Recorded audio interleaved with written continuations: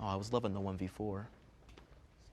So personally, I feel like there's really only one thing that white people have a true advantage over black people with, and it's that white people are less likely to be forced into a box. It happens with black people onto other black people, but it especially happens with white liberals onto black conservatives, where we are told that we are supposed to think a certain way, be a certain way, and if we're not, then we're called all these names like etc.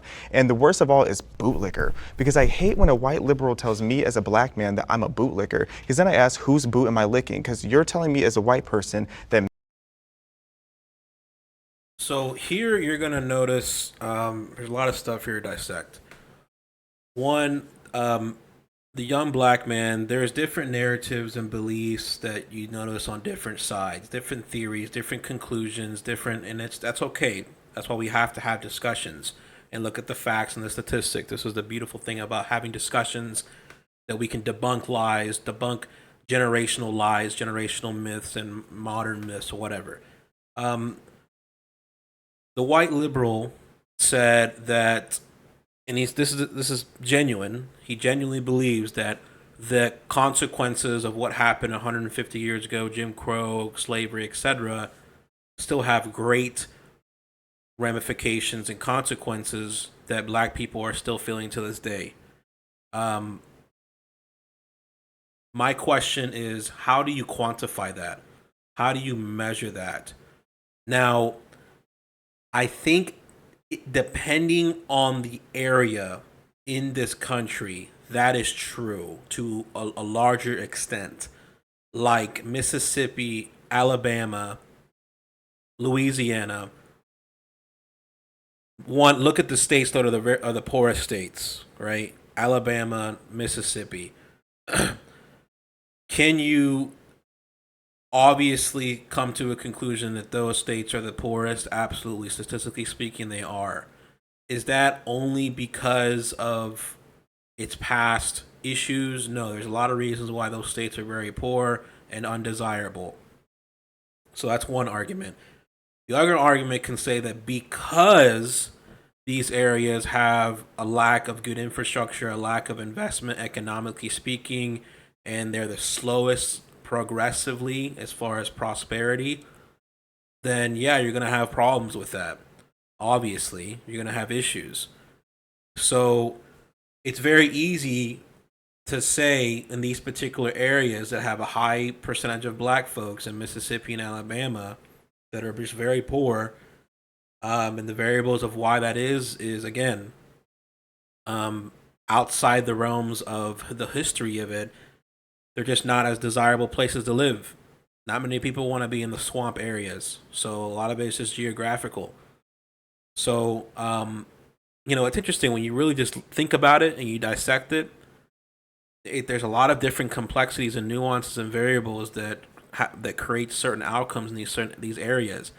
Now, if you want to get out of those areas that are high, the states itself, and go into cities that have a high percentage of black folks, Detroit, Philadelphia, Bronx, New York, let's say, St. Louis, Chicago, each one of those had different reasons, and historically speaking, within that area, those areas that caused them to be broken where they're at right now.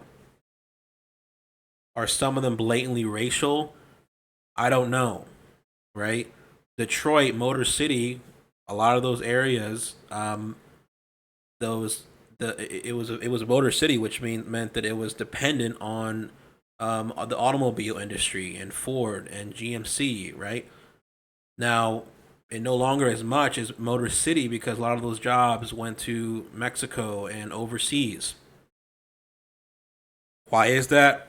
Again, is that racial? Did those places leave because they wanted to go back and attack the black folks? No, those businesses were doing the best that they can to survive and wanted to get cheap labor and maximize profits, and it was getting too expensive in those areas. Whatever it may be, there was policies in place that implemented that moved those people away from those businesses away from those areas.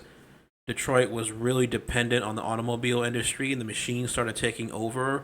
Instead of it being a man doing the general labor jobs to assemble an automobile, it moved to it being a machine doing it. And I used to live in Detroit, and You start to see these abandoned skyscrapers, abandoned warehouses where they used to assemble these automobiles, and you no longer see that. Um, is that racially motivated of why that happened? No.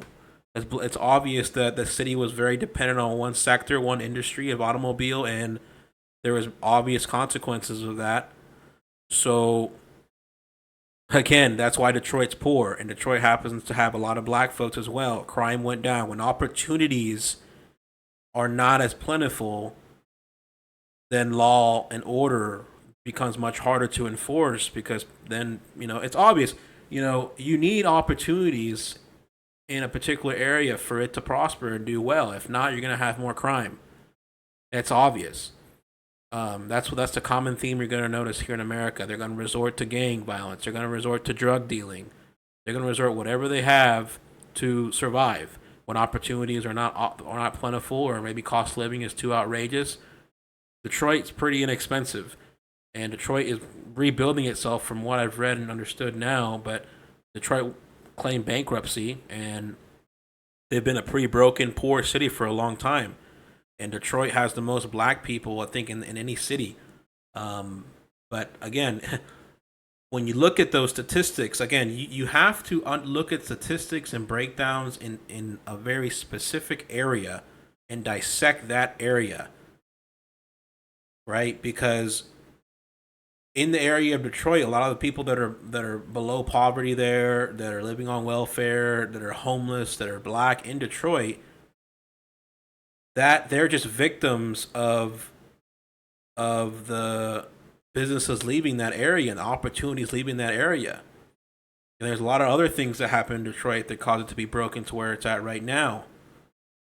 That isn't because of, and Detroit used to be a very prosperous area. It wasn't always this broken city. Detroit was honestly going to be a huge mega city. When you look at the history of a lot of people investing in the city of Detroit.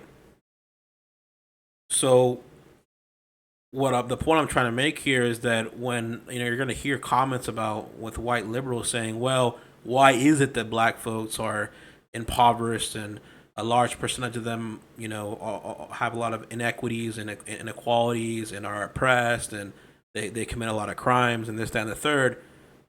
There's a lot of different variables that have to account for that. You can't just use a statistic and say, well, automatically it has to be because of the historicalness of it and the Jim Crow and slavery and the white man trying to get them and racism. You just can't jump to conclusions that simply about stuff like that when you look at statistics. There's a lot of variables that contribute to certain outcomes happening outside of it being racial.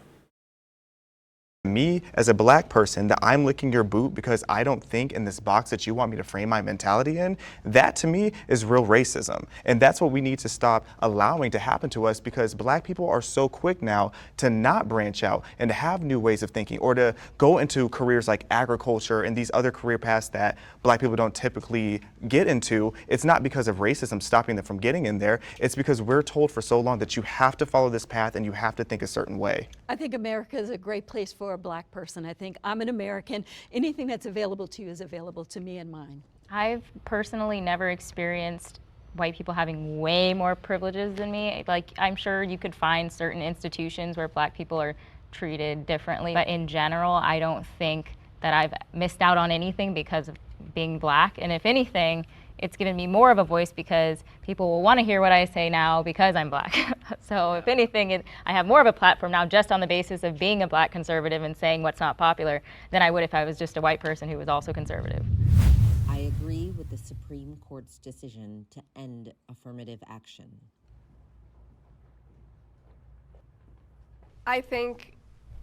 I'm not going to start. Someone else can start. Sorry.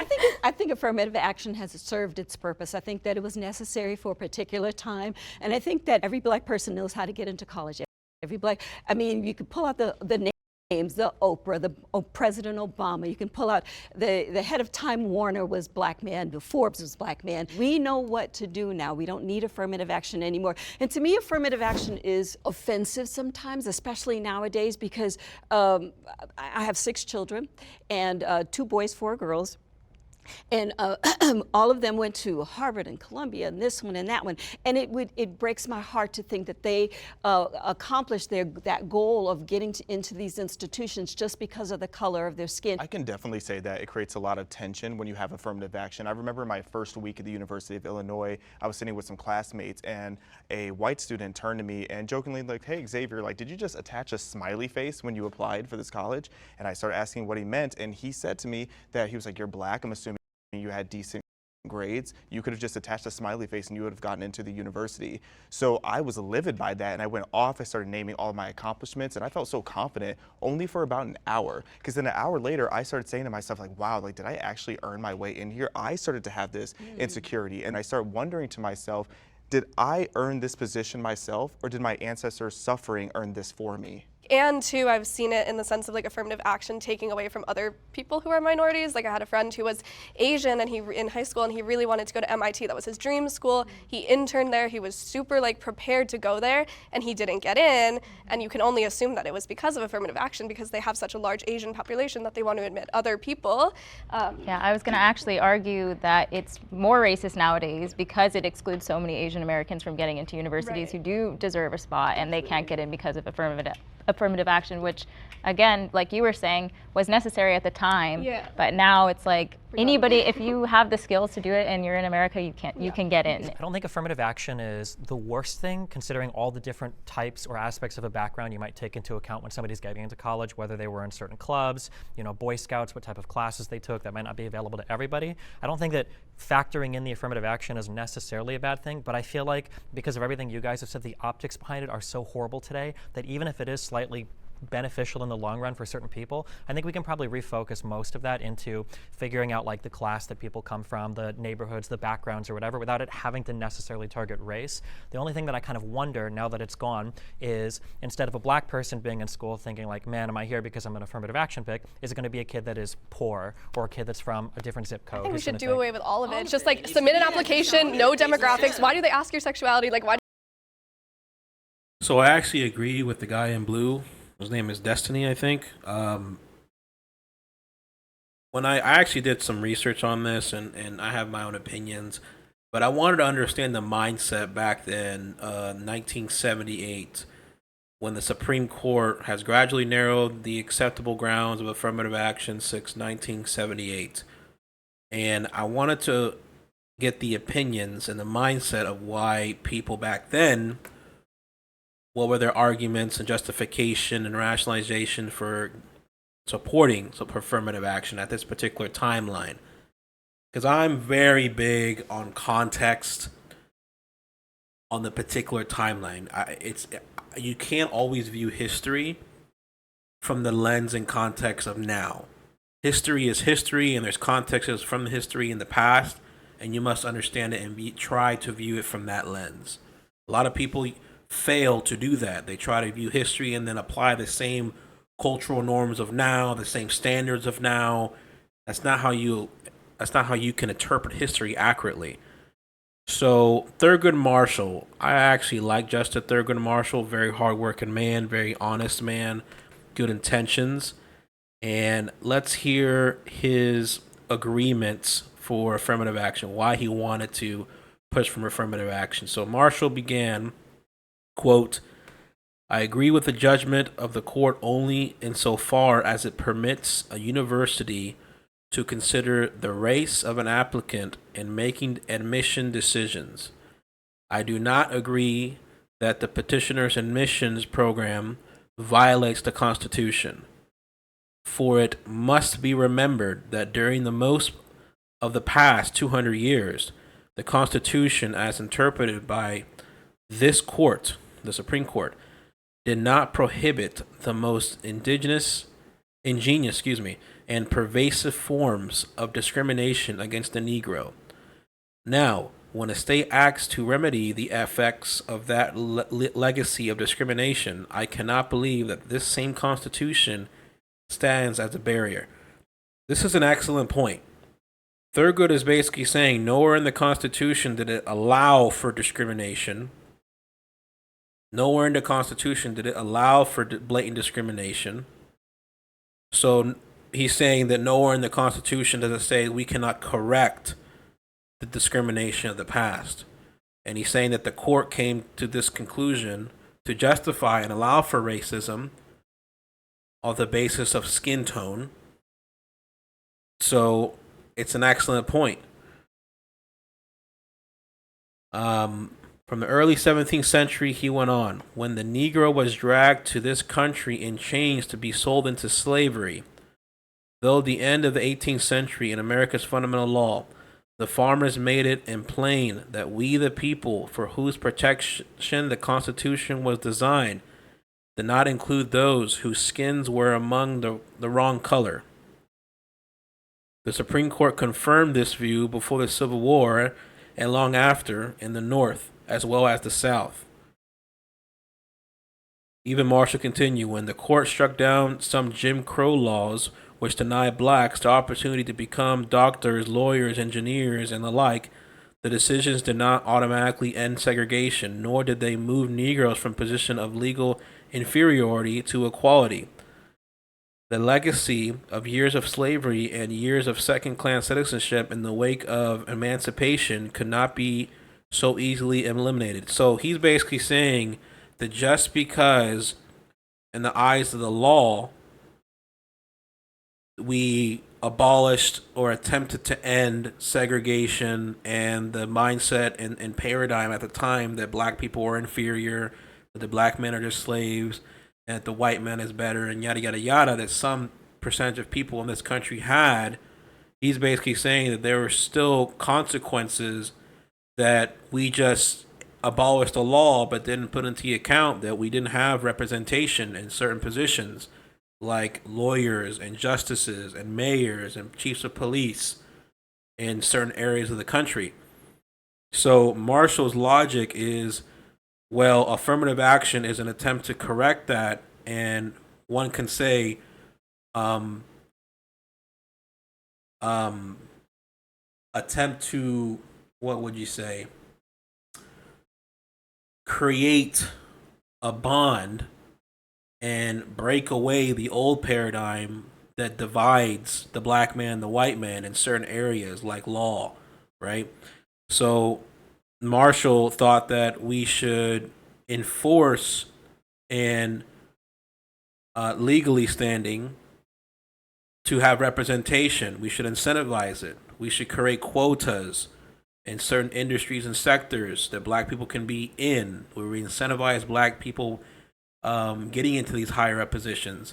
And when you ask me, I think this was necessary because there was a belief in the black community, and there still is a belief like that, because I think it's passed down generationally, that black folks genuinely believe it is impossible for them to make it here in America. They were so demoralized, and this is a consequence of slavery. And I think what Marshall was attempting to do was to bring in hope instead of in breaking away the fear that was imposed to the black man for generations. You know, the oppression and anger that black folks had and experienced in this particular timeline, Marshall genuinely felt for that. And, you know, 70s and 60s, you know, the Civil Rights Act and Martin Luther King, there was riots, there was a lot of tension at this particular time. There was still blatant, obvious racism in this particular time in certain areas of the country. Not everywhere, but in certain areas of the country, absolutely. So Marshall is trying to use the system to correct these things, while he's right, the same system is the one that caused it. So for black, he's, you know, and this makes sense. I'm truly trying to understand all sides here, because it did do some good things. Marshall did do some good things, and I think it did do some great things. While at face value, it is seen as reverse discrimination towards the white man, and it is racial to just simply judge an individual by their color and to give privileges. But the justification in Marshall's mind is, well, the history justifies it. You have oppressed us for so long. You have brought us down for so long. And I understand that argument. Like, genuinely, you must understand that argument. That is not inaccurate. A lot of black folks, again, were discriminated, were lynched, were hanged, were beaten, then were just blatantly discriminated against for not being able to do certain things in this country. They were seen as less than. They were seen as the weaker race. And this isn't everybody in America. This is just a percentage of Americans that genuinely believe this still. They were conditioned to believe this socially. And, I think this was a necessary step that the system needed to do at this particular timeline when tensions were very high, racial tensions were very high, and we were still trying to assimilate into this new world of black and white folks working in harmony, right?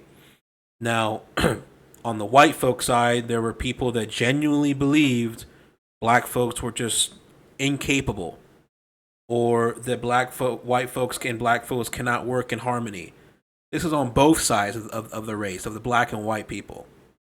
So to try to bring those two together and break away the propaganda and lies, generational lies from both sides, I think the system did need to do something like this to handicap the black man and create more representation, so that way we can assimilate to each other, work together, work in harmony together, and repair this wound that this nation has. And it's valid. I think Marshall was correct at this particular time. Is it constitutional? No. Is it do I understand his intention and motive? Yes. Is he just doing this simply because he's a black supremacist and all that stuff? 'Cause I've heard some conservatives say this. No. Thurgood Marshall was a good man, honest man, hardworking man, and he was just trying to lift up those that needed him. He was trying to, represent people that look like him, that struggled like him, that we, again, simply see the Jim Crow laws that deny blacks opportunities to become doctors, lawyers, and engineers and the like. So in Marshall's mind, he says, well, I'm going to try to correct this with affirmative action to force, incentivize black folks to say, listen, my people deserve and are capable and are able to be doctors, lawyers, and engineers. They should be in these particular industries. We need them in these industries because not only will that heal the anger and division that we have in this nation against black folks and white folks, right? Because breaking that paradigm takes time. It takes time. We're a very young country. We have a lot of work to do. And I understand Marshall's mindset of doing that because, again, that during the 200 years, the Constitution interpreted this court that prohibited the most legitimate pervasive forms of discrimination against the Negro. Black folks, didn't have faith or trust into this system, the quote unquote Constitution, right? The same, like, from a black man's perspective in this particular time, the Constitution allowed and justified for me as a black man to be considered less than, to be considered a slave, and be discriminated against, oppressed, genuinely at this particular time. So if I'm in that particular position, I would say that this Constitution is trash. This system is trash. This country hates me. I have no hope in this country. Right? There are people that genuinely believe that.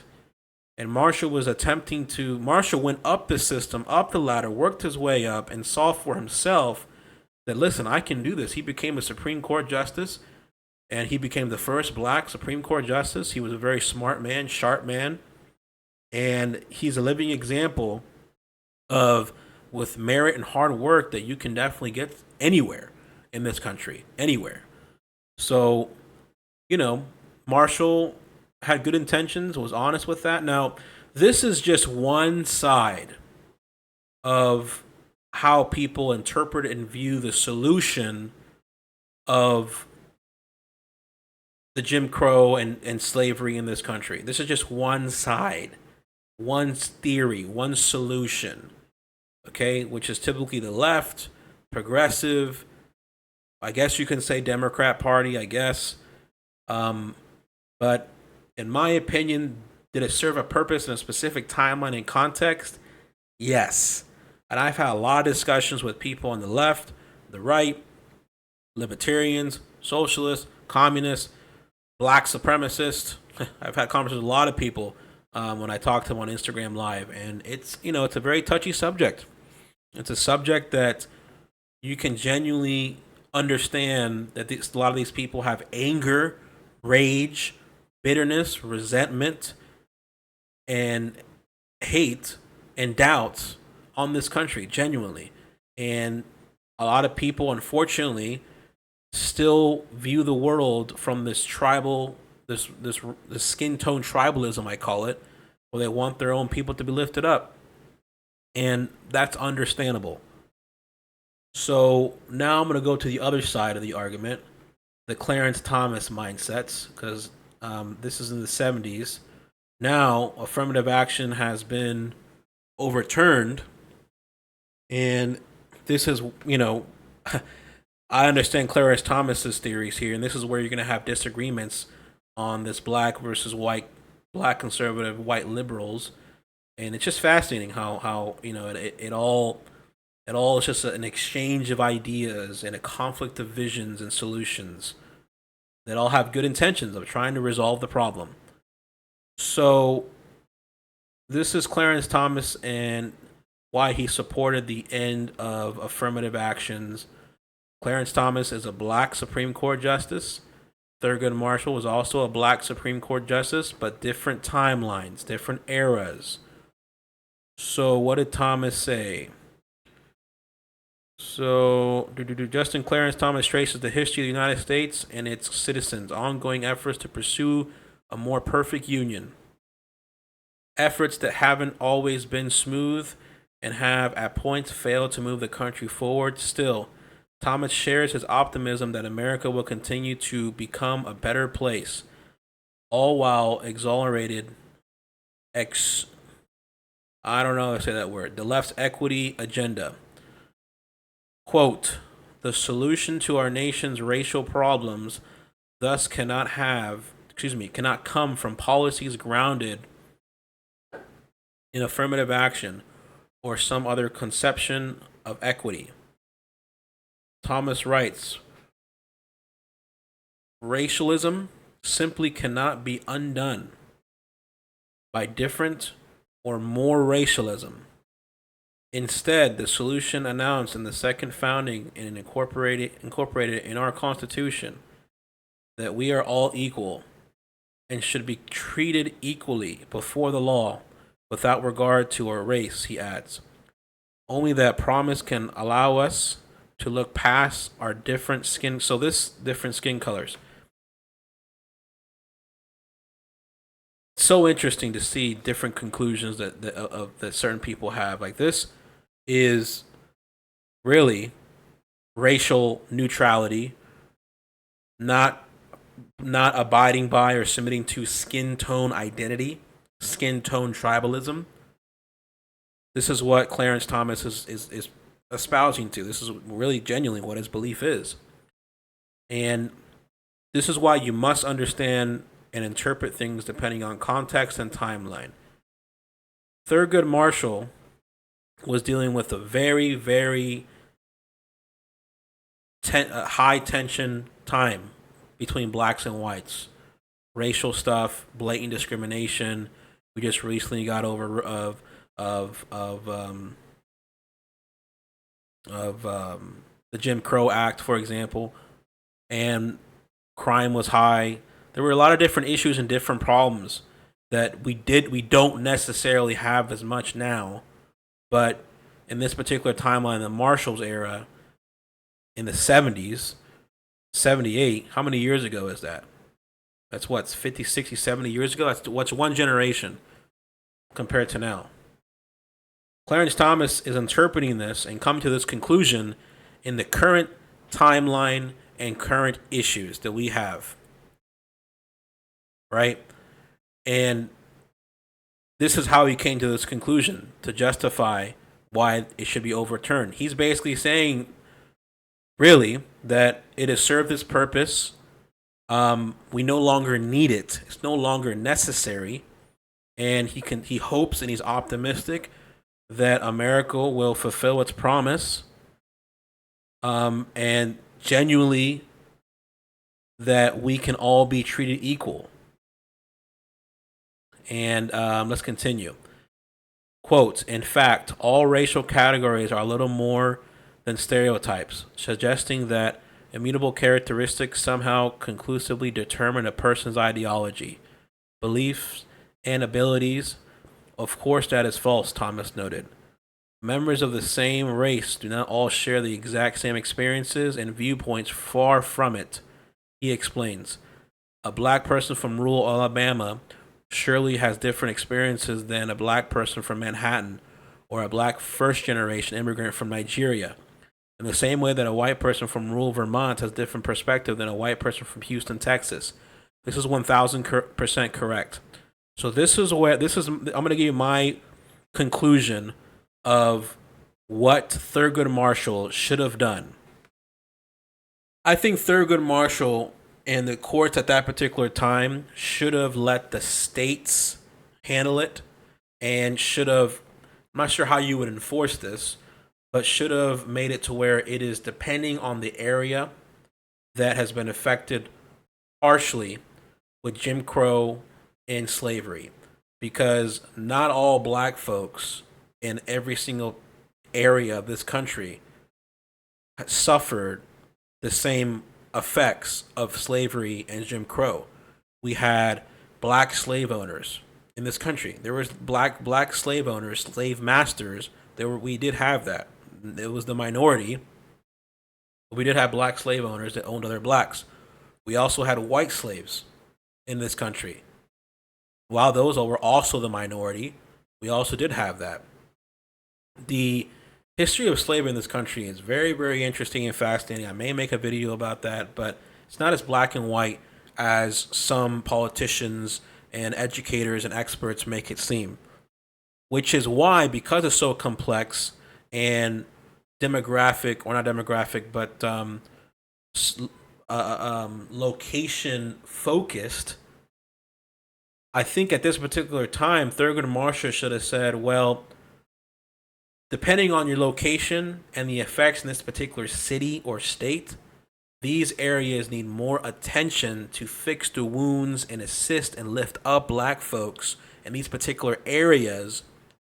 And we should target those areas and affix those areas and incentivize healing in those areas, instead of doing a broad stroke everywhere in all 50 states and every single corporation to fix these things. Now, a lot of people will say that's not enough. Well, that's my opinion, because what Clarence Thomas is basically saying here is that black folks, depending on where you're at, have different experiences, different upbringings, different problems, different conclusions. Some own farms, some were slaves of farmers, some owned farms, some had businesses. Depending on the timeline, depending on the context, it's a very complex issue. That's not a very black and white thing. So, and he's very true about first generation immigrants that are black, that come from Africa, Nigeria. When they come here, and I've talked to a lot of them, they have a totally different view of America coming from Africa and living here in 2023 or 2020s. They don't understand or relate with black folks that dealt with segregation, or had parents or grandparents or great grandparents that dealt with segregation and slavery. They don't relate with that. And it's interesting because we have a lot of black folks from other countries, the Caribbeans, from Africa, that come here and want to live here and are dying to move here to America. And that completely goes against this whole narrative that America is racist and that we have a lot of white supremacy and that the black man can't make it here. It completely demolishes that narrative. Because if that was true, you wouldn't be having all these people from other countries in Africa and the Caribbean areas that are black and will be treated as black and view themselves as black and obviously look black, like myself. And they come here and they make a living. They do well. There's a lot of black folks I've seen videos where they have an African accent from whatever country in Africa they're in, and they say the same thing. You're not oppressed, black people. We're not oppressed, right? So there's two different. That right there shows that there's different viewpoints and different upbringings and past experiences and generational trauma that's passed or generational trauma that's not passed. That's why it's so complex. And because it's so complex, then you must handle it in specific situations, in circumstances, and areas. That's how it should be handled. So really, it should be handled on the state side. I think the state, depending on the state, should handle these particular areas that are still struggling with it. And a lot of the issues, like I said before, Alabama, Mississippi, that have a lot of black folks and is very, very poor, it's going to be very hard to make the case that that's because of slavery. That's because of racism. I don't know much about those areas, but that's just an example of that. So anyways, I'm going to continue on here. It's so interesting to see these two sides here. We must understand these two sides and different viewpoints because, again, they're both black. But, Clarence Thomas is pretty old. And his story, people should understand and listen to his story. He grew up in the South. I'm pretty sure in Georgia, was it? I'm pretty sure. And he was an individual that thought the same similarly as Thurgood Marshall. Right? Really thought that black men need to be lifted up and that this country needed a lot of help and that affirmative action was a good thing. But Clarence Thomas has changed his mind. And a lot of people can change their mind because the times of Thurgood Marshall, the 70s, is totally different than now. It's not the same. And I genuinely believe that it is by choice at this point to think that we are still in the 70s, 60s, and 50s. The generation of Thurgood Marshall is totally different generation than what we are now. We have healed a lot of things. We have seen a lot of things. The riots that we saw of 2020 of Black Lives Matter and seeing how far they took it, how they abused it, how the corruption within the Black Lives Matter leadership, them being trained Marxist, they've taken it too far. And this is the issue of genuinely believing that the system is the answer, because it can easily be weaponized for other agendas. It can be taken over for other agendas, which is why we have to be very cautious and careful, because again, it could be a Trojan horse for other things like communism and the complete disruption of America. Because there are people, like, we're not going to be able to also, this is another conclusion I've come to, we're not going to be able to change everyone's mind, right? There are going to be black folks in America that genuinely have so much hate and disdain for this country because they look at history and they have trauma, right? They still are dealing with the trauma of the history of this nation. They see pictures of their own kind being hanged and whipped, and they feel an attachment to that and will come to the conclusion that they hate this country, that this country needs to suffer, that this country needs to end, that everything that this country stands for is disgusting and reprehensible and it needs to be destroyed. There are black folks, black communists, that genuinely believe that. And those people shouldn't be taken seriously. Those people, I hope they watch my videos. I don't know if they will or won't. Me, I'm a black man. I consider myself a classical liberal to a large extent. Some people will call me conservative. I don't care for the titles. I just like looking at different ideas and coming to my own conclusion and thinking about them rationally and having discussions about them. That's really what I am at this point. So we're not going to be able to change everyone's minds. That being said, though, we've attempted and have tried the whole handicap system lifting up approach, right? We have tried already to use reverse discrimination to try to correct the past, which is what Thurgood Marshall was attempting to do. He basically was, in his arguments, were saying because the system was racist, then we can be reversed. We have to reverse it by also using racism again to correct the issues and discriminations of the past. That's really what his argument was. But it targeted a specific race of people, of black folks, and I understand why he would want to do that, because historically speaking, there is some justification to do that because of the obvious anger and hate and discrimination and disproportionately broke, impoverished black folks. I understand that perspective. That being said, now currently, black folks are healing, black folks are prospering, and I don't think that it is necessary at this point for black folks to rely on the government to force the compliance of them being back into the workforce, being back into, not back into, but be into the workforce, to be doctors and lawyers. We have plenty of that now. We have plenty of black chiefs of police. We have plenty of black mayors, black judges, plenty of them. We have seen now, and there is plenty of evidence now to show that you can achieve whatever you want to achieve in this nation, no matter your skin color, which is what Clarence Thomas is concluding at this point.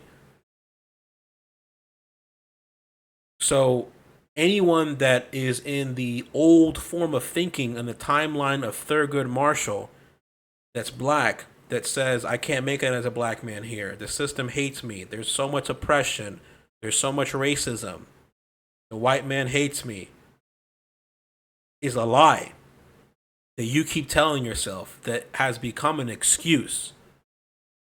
And also, another way that you can tell that we have taken it too far on assistance and reverse discrimination is, for one, it has blatantly affected other races like Asians and these quotas that have to be met, right? Because not only did affirmative action was it for black folks, but it was also for women, that corporations had to meet certain quotas of having a woman in certain positions in certain corporations.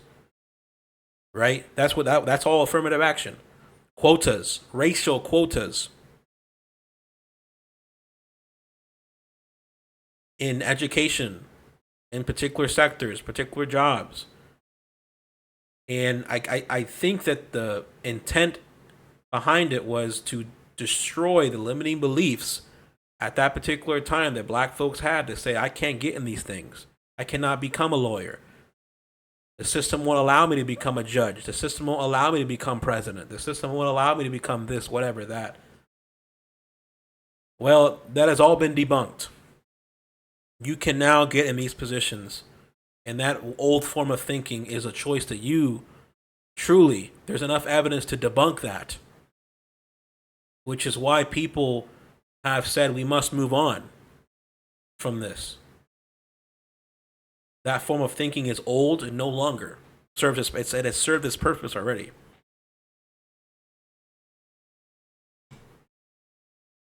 Why do they ask all that stuff? So, if affirmative action accomplished its purpose, why do we still see the disparities that we do in the professional workplace? If you average white wealth and compare it to black wealth totals, white people as a whole have about 50 times greater wealth than black people as a whole per capita. So I just don't understand why you think affirmative action has accomplished its purpose. I don't see Curious, that. why do you assume that just because there is a disparity means it's because of a racial issue? What else would it be from? I mean, Upbringing, economic abilities, Desire to skills. go, desire to. I mean, So zip it code was their does fault play then. a lot. If you grow up in a neighborhood This dude, this nerd in purple, this, I don't know what you would call him. This guy, first of all, comes off as very, very condescending. He's very defensive. He doesn't seem like he wants to listen. He's very stuck in his ways. He's very ideologically driven versus genuinely wanting to listen and understand and willing to be open-minded. To be like the way I am, I'm like, please change my mind. I'm willing to be, my mind's willing to be changed. And that's how everyone in this nation should be like. We shouldn't be this stubborn, angry, childlike individual that just yells of this is how it is, this is how it ought to be, this is how it is, because I know. That's what I'm getting from this guy. So again, he made it. I knew this was coming because I hear this all the time. That says I already went over this honestly too. Whenever I talked about Alabama and Mississippi being very, very poor, certain areas like Detroit that broken down because of his history of it. Right there, this is a multi-variable issue that is beyond just it being racial or it being attached to Jim Crow and it being attached to segregation and the slavery and all that stuff. If you're going to make a claim that it is racial, you must substantiate that. Show evidence. Connect the dots. But they can't. If you can't substantiate a claim or substantiate a theory that you have, then don't come to any conclusion. Just say, I don't know. Just say, well, there is a discrepancy. Why is it disproportionately black folks still are not as wealthy as white folks? Why is that? Just ask the question. Don't come to a conclusion without there being any evidence whatsoever. I never understood this about certain people. This happens on all sides, where people jump to conclusion because that's what they want to believe. Oh, it has to be this. It has to be because of the white man. It has to be because the system is racist. It has to be because of this and that and yada, yada, yada. That experiences a lot of trauma. You're not as likely to do as well in school, which means you're... Why did they grow up in a neighborhood that experiences a lot of trauma? I mean, lots of people do. Yes, but why specifically do more black people? Government assistance programs. Government assistance programs, like what? Try redlining. I mean, you can go into that if you'd like to, but let's take It a is look relevant. at the Great Societies Act, which was created to kick black fathers out of the home and get black mothers on welfare assistance. These things aren't beneficial for economics. These things aren't beneficial for... So this fella right here with glasses, his weird, odd smirk, kind of creepy, made the comment talking about redlining, which redlining does not exist now. That is outlawed. Now, the effects of redlining, I think one can make the argument that there are still effects on that. That is one of multiple variables. Now, is it the only thing causing issues within the black community, depending on where specifically? Like, for example, why is it that Southside Chicago has an extremely high crime rate and issues in Southside Chicago? One can say, yes, there was redlining and the historicalness of black people gathering in these areas and black people only being allowed to be in these particular areas of Southside Chicago. Okay, I understand that point. But why is it that this area has rampant crime, rampant killings of black children, rampant killings of black families dying frequently? Why is crime so high? Why is this area so non-desirable for businesses? Why is it so cheap as far as housing? Because no one wants to live there. Why is there bullet holes everywhere?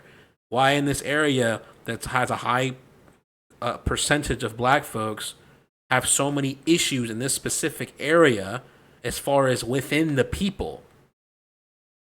So there has to be some accountability taken. There can't just be saying, well, it's redlining and that's why we do what we do of killing each other and doing drugs and raping and stealing from each other. Right? This is the issue, in my opinion, with deflecting all responsibility and accountability and just saying and blaming, oh, well, the white man did this in the past because of racism, because of Jim Crow, because of slavery. Right? Now, I would say I understand the argument that black folks have a lot of anger and hate and trauma because of generational trauma being passed down from father to son, whatever it may be, or it could, there's a lot of different things that I genuinely believe is passed down from generation to generation that needs to be healed and taken care of in each generation as it passes. It is your job to take care of whatever limiting beliefs and problems and anger that maybe your father or mother or uncle or someone in your family passed down to you. I do believe that you can inherit anger and resentment and bitterness from your parents. They will impose that on you. And I mean, that's really what parents do. They impose, they upload whatever we want to use. They condition you to believe what they believe. Whatever their worldview is, that's all that they know. They're going to put that on you. And it's your job to throw away the old, take in new, keep what is relevant as you grow. And because time continues and times change and we make advancements, and there's a lot of conveniences. Every generation has different problems, different issues, and old problems get resolved. And we may have new problems, but we still make progress and move forward in a lot of different areas. So these old excuses also need to be exterminated and taken away because they no longer serve their purpose either, because it's no longer valid. Right? It's like how much of our issues now is because of the Jim Crow and segregation and white supremacists and all this nonsense that was valid to a certain degree, is valid to maybe some degree, some small degree, but not on a mass scale. And honestly, you're never going to eliminate it. It's a pipe dream to say that you're going to eliminate all racism and you're not going to eliminate it 100%. It's impossible. Now it's like saying you want to eliminate murderers and rapists. You're not going to eliminate that. Actually paving a way for success for black children and black families. I mean, reducing a 2-family household to a 1-family household isn't going to make them the richest man in the world. It isn't even going to get them out of high school. Nonetheless, the ability to even get to college. You mean two-parent? The child, yes, but a 2-parent household Yeah. in comparison to a 1-parent household, that child is not going to be nearly as successful. That child is more disposed to being sent into prison by doing crimes or not doing very well in school. So how are they even supposed to get that, that wealth disparity shrunk if they aren't even able to get out of the community that is causing these problems for them? Something I think that this conversation illustrates is that affirmative action is literally the very end of the line of a lot of different parts of a person's life. And by that point, trying to rectify all of the inequities that have existed, to try to remedy any of that at the very end with affirmative action, it might just be too broad a brush. And maybe we'd be better served focusing on the earlier issues than trying to throw a kid who maybe can barely read at a 6th grade level into a college to hope that that's the thing that fixes the problem at the end of the line. I think affirmative action wasn't really supposed to send kids to Harvard that weren't prepared to go to Harvard. I think that's quite a myth, in fact. I think those that have the qualities to get to Harvard were, before affirmative action, could just completely overlooked. Clarence Thomas is the perfect example, regardless of what you think about him. He was able to get to Harvard because of affirmative action, because it focused on finding people that were, again, just overlooked for those. But things ended up changing. It morphed into something else. So what started out as a good program of giving all black people or people with a lesser chance or lesser opportunity, it started out as that, and then it morphed and I'm not sure who morphed it. So I agree. Actually, I disagree with the guy in glasses that says, let me go back to what was he saying that, hold on, let me go back. Before affirmative action could just completely overlooked. Clarence Thomas is the perfect example. The inequity level into Quite a myth. Action wasn't really rush, and maybe we'd be better served focusing on the earlier issues than trying to throw a kid who maybe can barely read at a 6th grade level into a college to hope that that's the thing that fixes the problem at the end of the line. I think affirmative action wasn't really supposed to like send kids to Harvard that weren't prepared to go to Harvard. I think. Okay, so he's actually 100% incorrect here. What affirmative action in its essence was basically saying that representation takes priority over the merits. Okay? Where we want to bring up those that don't have access to good education, are in a broken family, broken area, broken system in their particular area, have generational issues and trauma, right? And have been obviously given a very unfortunate circumstance of an upbringing and circumstance, and those people feel hopeless. So we're going to create a way for them to honestly be handicapped to enter into these education systems that had high standards of entries, had high barriers for entry. Because again, if you're prioritizing diversity over ability and merit, and you lower the standard to compensate and allow for diversity, then inherently, yeah, these people are not as prepared or capable or able because of their circumstance of being from a broken timeline, a broken area, a broken family. So, yes, it is assisting those that are less capable to be in these certain positions and try to lift them up. I don't know what this guy's talking about. I think that's quite. Thomas is like able to get to Harvard because of affirmative action, because it focused on. And let me clarify: there are some that were very ambitious and capable that that also used affirmative action at the same time, that they themselves, without affirmative action, would have still gotten to these positions.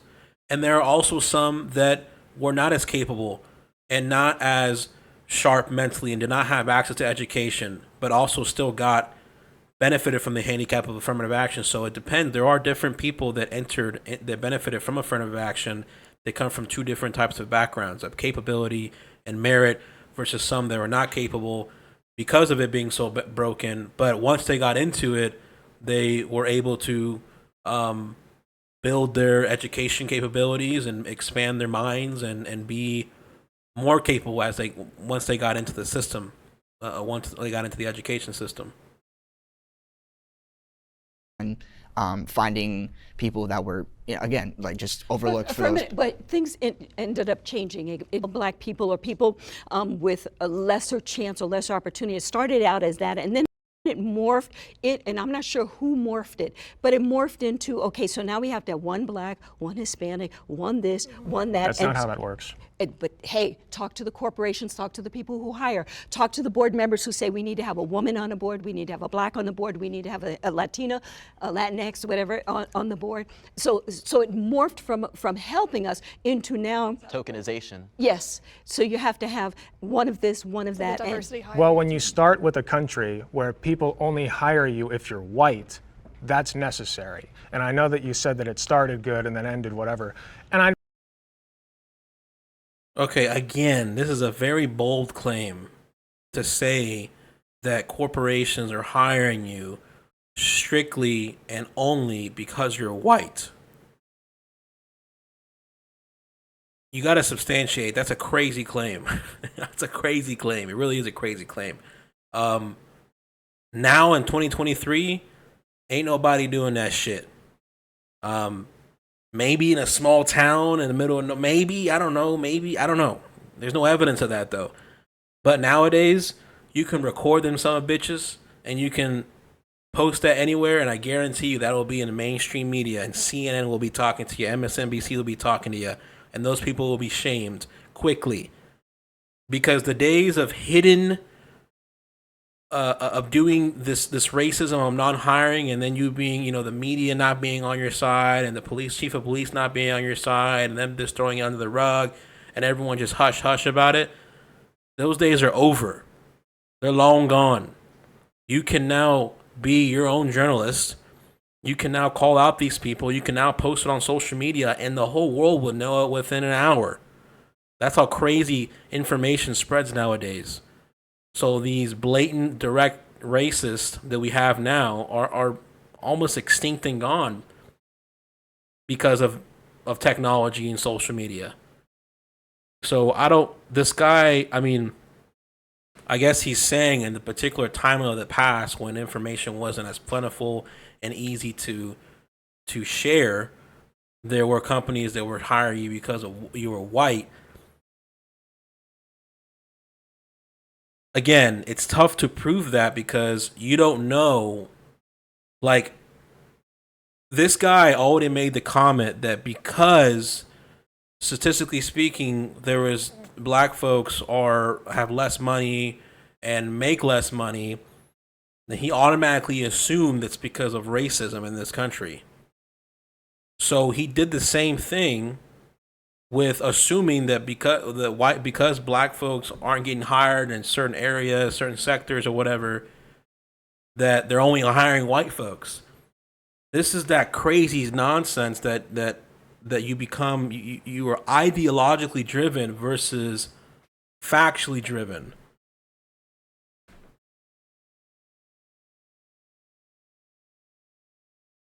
I don't think that affirmative action was perfect by any measure, but we still see really, really bad inequalities. So if you're going to get rid of affirmative action, what's the replacement? Meritocracy.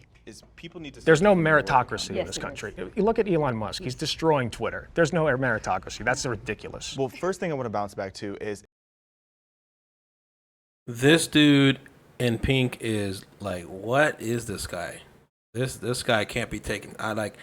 I'm trying to listen to the dude and really take him seriously and see if he has validity in what he says. This guy is just, you can just tell he is very ideologically driven. He is very narrative driven, where he has these narrative conclusions and he just wants to continue that narrative that's been told to him by the news and social media and whatever echo chamber that he lives in. it's not a myth that there are like minorities that are being put into colleges that they're not ready for. If you look at a lot of these top universities, including Harvard, Yale, etc., you're going to see a lot of minorities on academic probation because they are being placed in universities that they are not ready for. They are not cut out for that just yet. And it even just makes sense if you look at how much they have to achieve in order to get there. Asian students on average have to score 450 points higher than a black student in order to get in the same university. So if you think of the universities that have courses, et cetera, that grade on a curve, you can only have so many people with an A, so many people with a B, etc. So that means that the bottom percentile is going to fail. Who is most likely, just based on logic, going to be the ones failing? It's going to be the people who didn't have the credentials to get there in the first place. And then I have to bounce back to I want to get you on that point, because I would posit that the people who are least likely to have good outcomes in an academic setting are those who have to work 2 jobs, are those who have to drive there from home because they can't afford a dorm, are those who have to go into crippling financial debt. These are and have other stresses in their life. They can't afford a doctor, they can't afford a dentist, they can't afford anything. I had to do so that too, though. Those are the That's people. not just black people. It's not just. But it's If we're looking at overwhelmingly. straight numbers, there are more white people in poverty than black people. If you look at the raw numbers, but if you I don't know, actually what are the understand what wrong you're talking numbers? about. No the number issue is is poverty wrong. in general, though. I don't think it's like who's in poverty. It's like poverty sucks. It Maybe we shouldn't should make matter college who's in it. free, and maybe we want to have If you have a affirmative action program- wouldn't be that necessary. and it'll get even more ghetto. If you have a program that says if you are under a certain income, This whole free college stuff is a very interesting topic. I think that at this point now, depending on where you go, and depending on what you're going to school for, if you're going to school for law, obviously definitely go to school. If you're going to school to be a doctor, obviously definitely go to school. I think trade education is definitely more important now because we have a lot of people that are not getting into trade schools, plumbers, electricians, etc. We need more of that. We need people to get into these general labor jobs like roofing, bricklayers, painters. there's a shortage of that.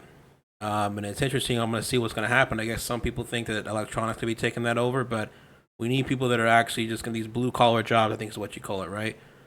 Middle class, middle America jobs where you can start your own business with these particular industries, right? And you can make a great amount of money with it. They're things that we need. We need bricklayers. We need painters. We need lawn maintenance. We need roofers. We need drywall people. We need people that can build houses. We need people that can change out windows and change out doors and fix concrete and pour concrete. And we need these things. These are things that are necessary for us. So as time goes on, this whole thing of going to school and getting a degree, it's becoming less and less necessary because the education system used to have a monopoly on really education and wisdom and information.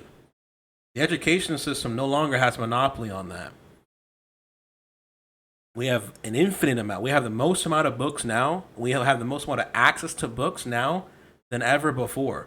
A lot of books are free online, on YouTube. A lot of books are free as far as Audible. They can be read to you for free on YouTube and online. Right? We have a lot of people that are giving free advice on particular industries and sectors. You want to be a personal trainer. You want to be a business owner. You want to be a roofer. There's so much information now that the need for going to school and being $50,000, $100,000, $500,000 in debt, whatever the number is now, which is insanely high, is not as necessary. So this whole notion of free education makes no sense to me. In my opinion, I think the middle school and high school education needs to be revamped entirely. That old education there has not been revamped in I don't know how long. It needs to be modernized. We need to go, I think it was the Rockefellers, forgot who, that set the education system, middle school and high school, set it in a way to where they are supposed to be into the factory workers and all those things. I'm pretty sure. I forgot where I read that. And it hasn't been revamped ever since. We need to revamp our education system to the point where we create more innovators, more entrepreneurs, right? And less these subordinate, submissive, docile individuals that can't think for themselves, don't critically think. A lot of things that are taught in college can be taught in high school for free. Right? We need to really increase the standard in education for middle school and high school, in my opinion. And the whole college thing, I think it's a ripoff at this point, unless you're going to specific degrees that are necessary, that require it and demand it, that require a high amount of expertise. But there's a lot of different ways, a lot of different solutions that are outside the box thinking than in this traditional middle school, high school, college, and getting into crap ton of debt. Income level, this is how we'll help you. That will overwhelmingly help black people at a far greater percentage than it will help white people. Trump supports Black Lives.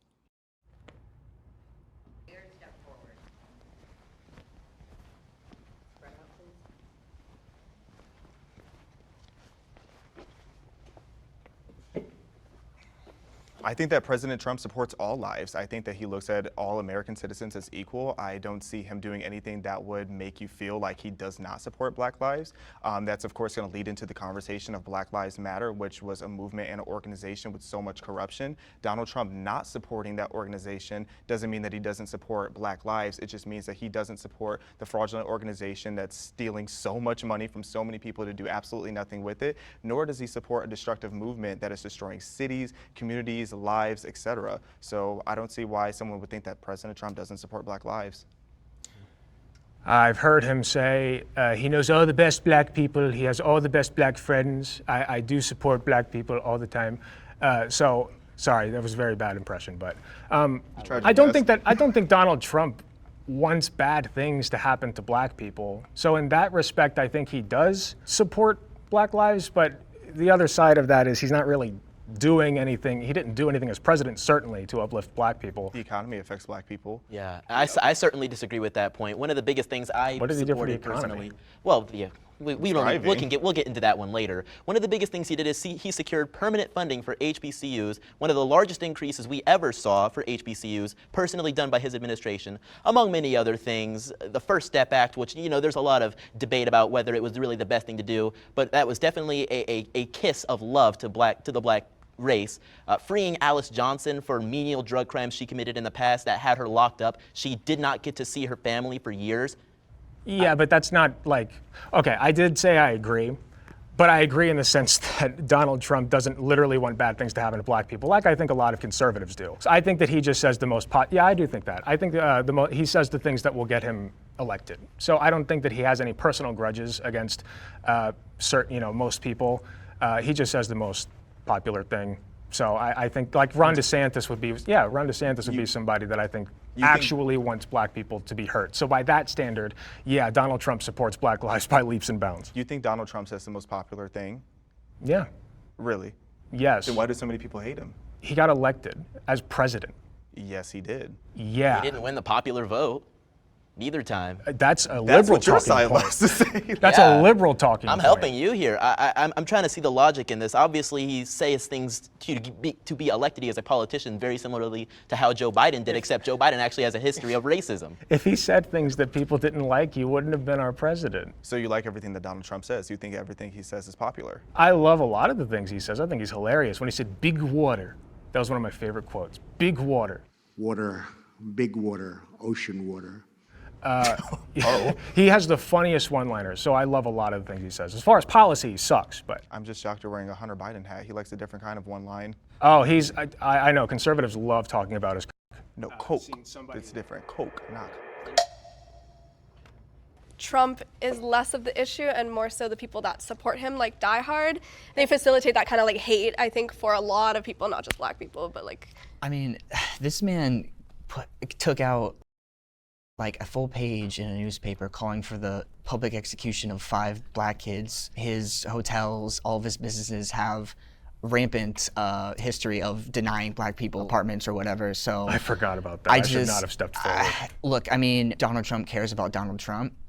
So I don't think he really cares about anyone, I guess, unless you're like super rich or whatever. When you look at his history on racial issues, whether it's the shithole countries comment, the plethora of comments he made about Mexican people, just the comments he's made about Muslims, the idea that Trump cares at all about some particular racial minority, I think is a little bit silly. I think Trump will say whatever he needs to say to rile up his base and to get elected. I don't necessarily think those statements come from a place of hatred. I don't think he was ever saying specifically, oh, if you pray 5 times a day towards the east or towards Mecca based on wherever you are, you're a bad person. I think he was saying if you like to fly planes into towers or behead people or throw people off of buildings, maybe you're not the most virtuous person out there. Here lies the issue of individuals that are obsessed with the whole everything's racist, assuming racial intent, teeter-totting around the whole racial thing and unable to even just speak their fucking mind.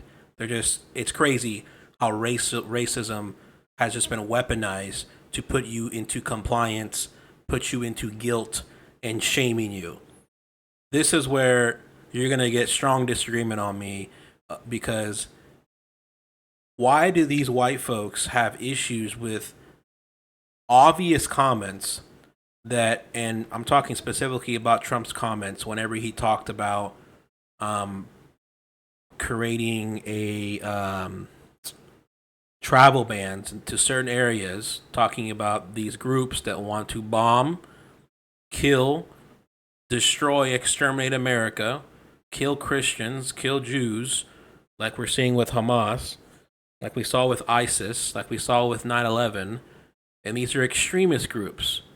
And Trump was basically saying, we don't want these people here. We want nothing to do with them.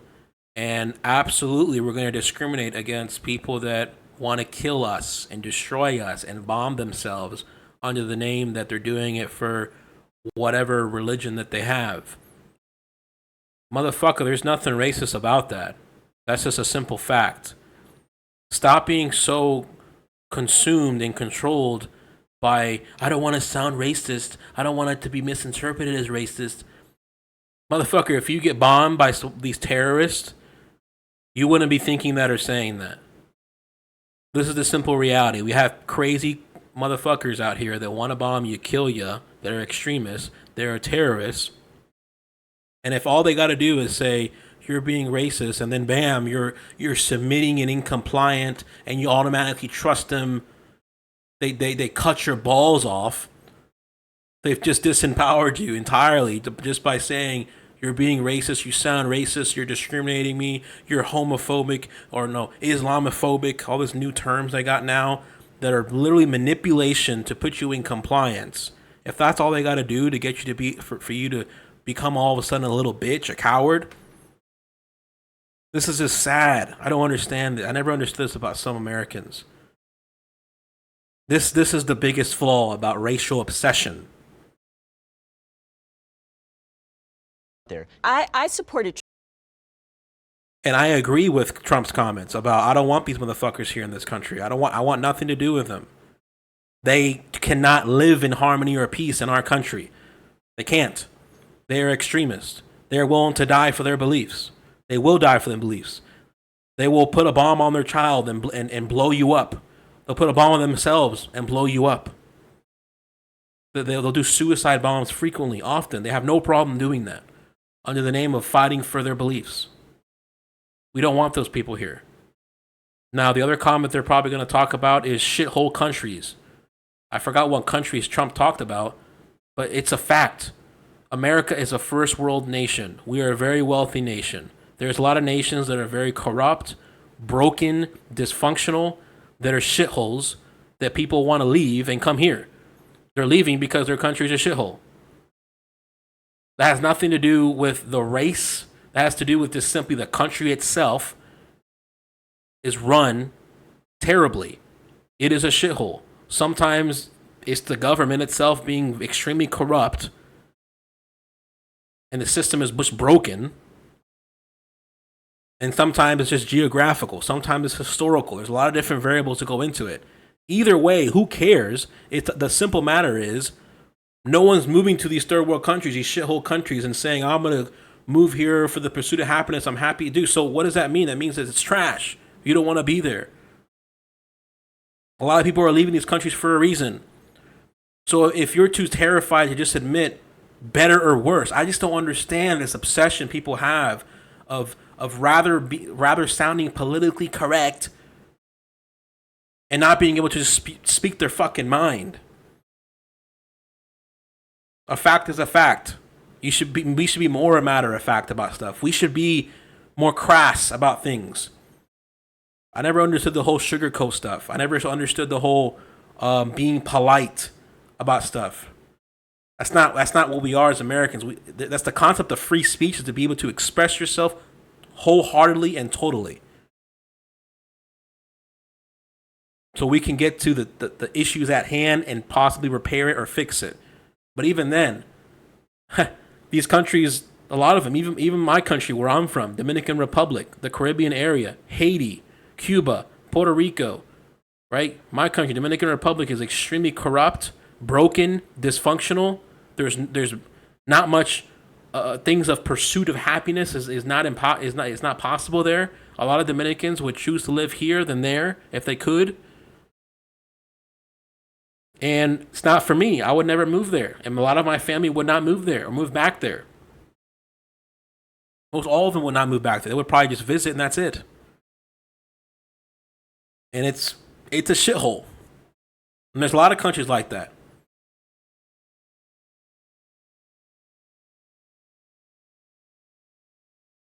Trump because he made the economy good, and so the economy then impacted Black people, white people, Latino people. It impacted everybody. But Trump, he didn't think specifically, I don't think, about Black people. He thought about himself, and he thought about, how can I make America great for me?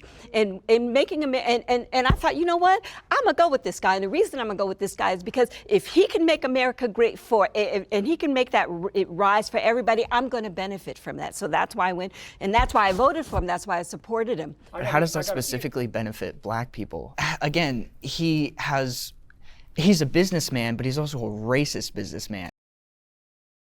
All right, I'm going to read some data here of the income gains for 2019. This is from the source, the U.S. Census Bureau. In 2019, Trump was president. This is before the shutdowns, the worldwide shutdowns. 2019 were the largest income gains for minority groups. Real medium income grew by 7.9% for Black Americans, 7.1% for Hispanic Americans, 10.6% for Asian Americans. These one-year increases were all record highs, and the new income level reached in 2019 were all record highs as well. Record highs. Manufacturing jobs increased drastically under Trump. I can go on and on and on. There was a lot of great things that Trump did, economically speaking, that benefited minority groups and Black Americans. Like well documented. So like I just. And Biden's not. Biden's not. Yes, he is. He created the crime bill. So that's regardless of the Well, point. address the Central Park 5. That's what you brought up, right? How do you feel about that? Well, he took actually, a full page out okay, after they were so exonerated. I haven't He wanted them dealt- to be killed, Well, That is why I didn't executed, step forward, just because they were of Black. That story. And But, he bars people from attending his businesses or like renting apartments from all his like stupid Trump towers. I just like. I think Trump at that point was, like many people in this room, particularly liberals, a victim of the media.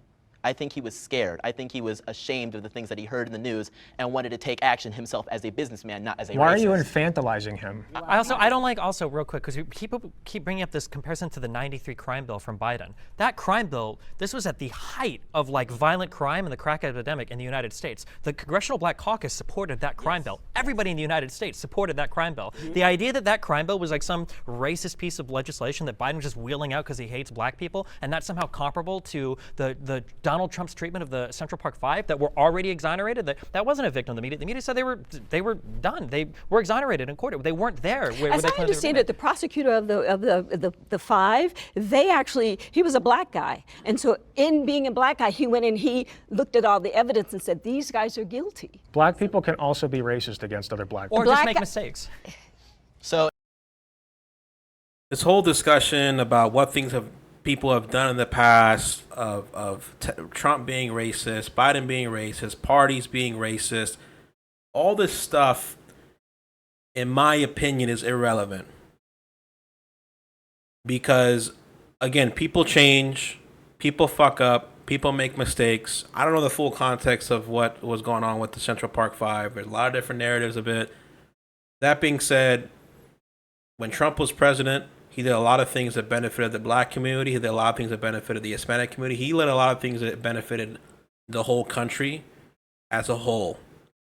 And whenever he spoke up, I've been to, I think, 2 of his rallies to see for myself what he's talking about, to speak to his supporters, to see what he's pushing for firsthand. And then I've also spoken to other people from the other side and see what they're pushing for, what solutions they have, why they're voting for who they're voting for. And Trump made the most amount of sense for me. Also, firsthand experience for me, I made the most amount of money under Trump in my life. In my life, I made the most amount of money under Trump. I made a lot of money. A lot of my businesses made a lot of money. A lot of my clients that were buying money or buying things from me, more people had money. More people felt confident and abundant about the future of America. They were more stable. There was more certainty. That is what I saw and felt while I was working and being a businessman and selling things under Trump. So I don't give a damn about his personal stuff and rumors and history, because Biden is no better. Both parties have done fucked up things in the past to Black people. So this whole it gets us nowhere when we go to this who's done the worst things in the past for racists. You can go on and on and on and on and on. It's a very weak argument. It's very weak because all I care about is policy, how you're making the country grow, how you're making the country better. And I care about the country as a whole because I am a part of the country. I am an American and I care about that. I don't need Trump to say I'm going to give reparations to black folks and I'm going to give them $1 trillion. I don't want that. I don't need that.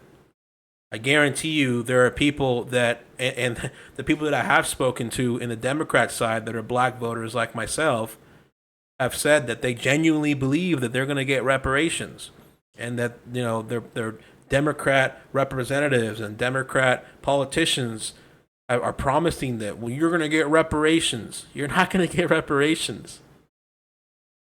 You're not going to get reparations. Stop being a single issue voter sucker that you're going to vote for a party because they're going to fight for the idea of giving reparations for black folks. It's not going to happen. So if anybody does anything you disagree with in regards to the Central Park Five, even if they themselves are a black person, they're just a self-loathing black person, they're just a racist black person. If they disagree with that me, they're prosecutor was racist. doing his job.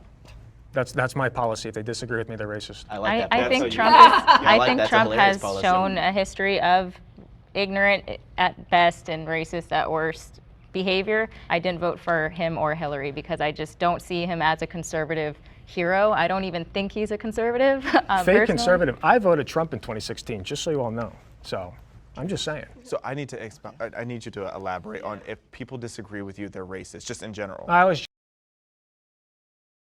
I want to make a quick point.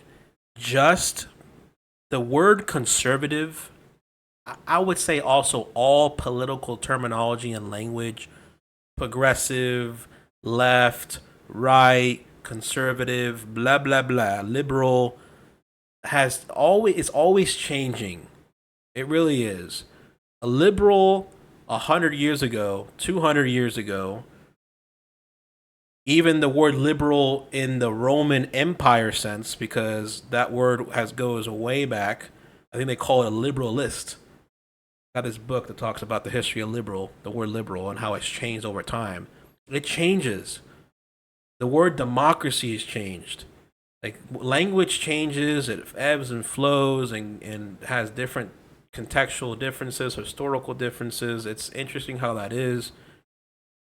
But, like, when someone says traditionally conservatives, I heard a comment. I think it was a guy in glasses, in the white shirt that has the wanted, says something about, well, traditionally conservatives were supported racist stuff, yada yada yada. Conservative in the literal definition of the word is just simply trying to conserve what is normal and traditional for that particular timeline. And progressives is simply trying to progress out of that into something new, innovative, and maybe paradigm shifting, culturally speaking. Like, for example, in the literal definition of progressive, Abraham Lincoln was a progressive, and those that wanted to conserve slavery were the conservatives. Right? The Republicans at that time that wanted to abolish slavery, the abolitionists, they were progressives. If you want to go back to that particular timeline. Right? Now, moving to today, the mindset of the Lincoln, the abolitionist, and judging a person by their skin tone, and we're all Americans and all that stuff, that's, people say that's the way of the conservative. That used to be a very progressive way of thinking. Now the progressive have moved into something different, and conservative definitions has changed as well.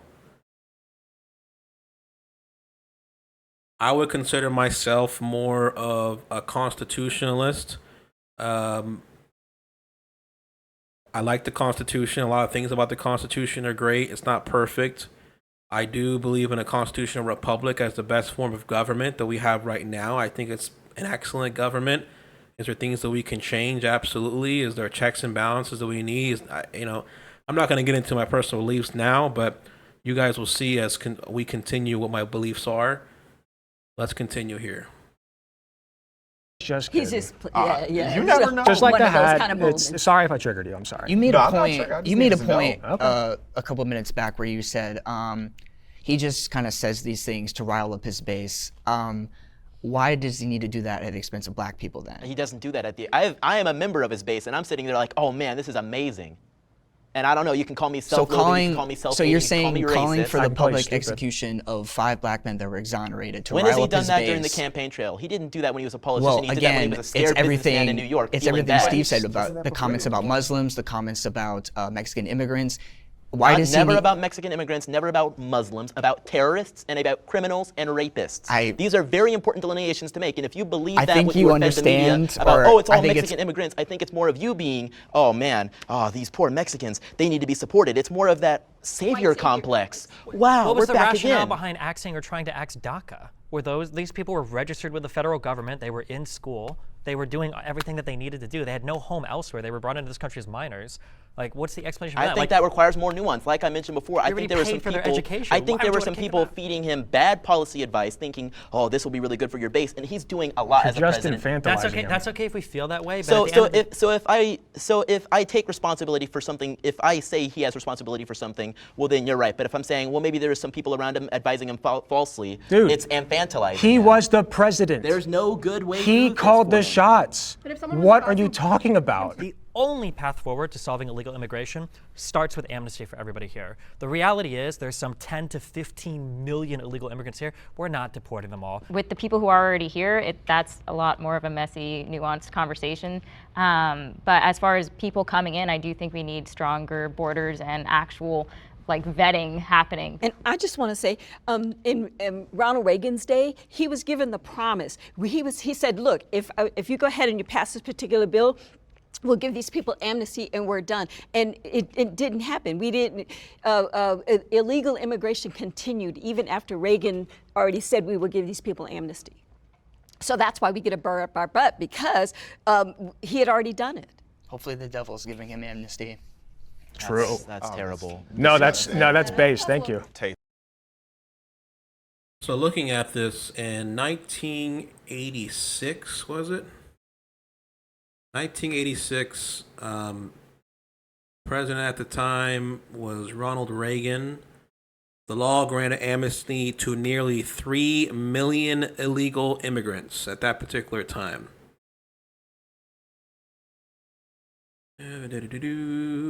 That's interesting. He signed that into law. It was the Immigration Act of 1985.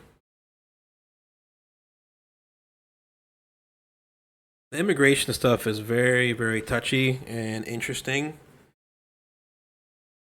I'm not sure how it's going to be handled. I think we have closer to like 20 to 30 million. I think we have probably 20 million illegals in this country at this point, and that's rising every single day. And these illegals, a lot of them work here and they send their money back to their country because the dollar is so strong. And when they send it back to their country, they make a pretty darn good living. And they have wives and children that some of them, not all of them, that they settle over there. Some just live here and they just live a life of cash to cash transactions, and they get paid on the table of cash. They are cheap labor that a lot of business people use that benefits businesses for maximal profits, not having to hire legal Americans. So one can say that they do strip away some jobs from legal Americans, black Americans, Asian Americans, whatever, that used to do these general labor jobs.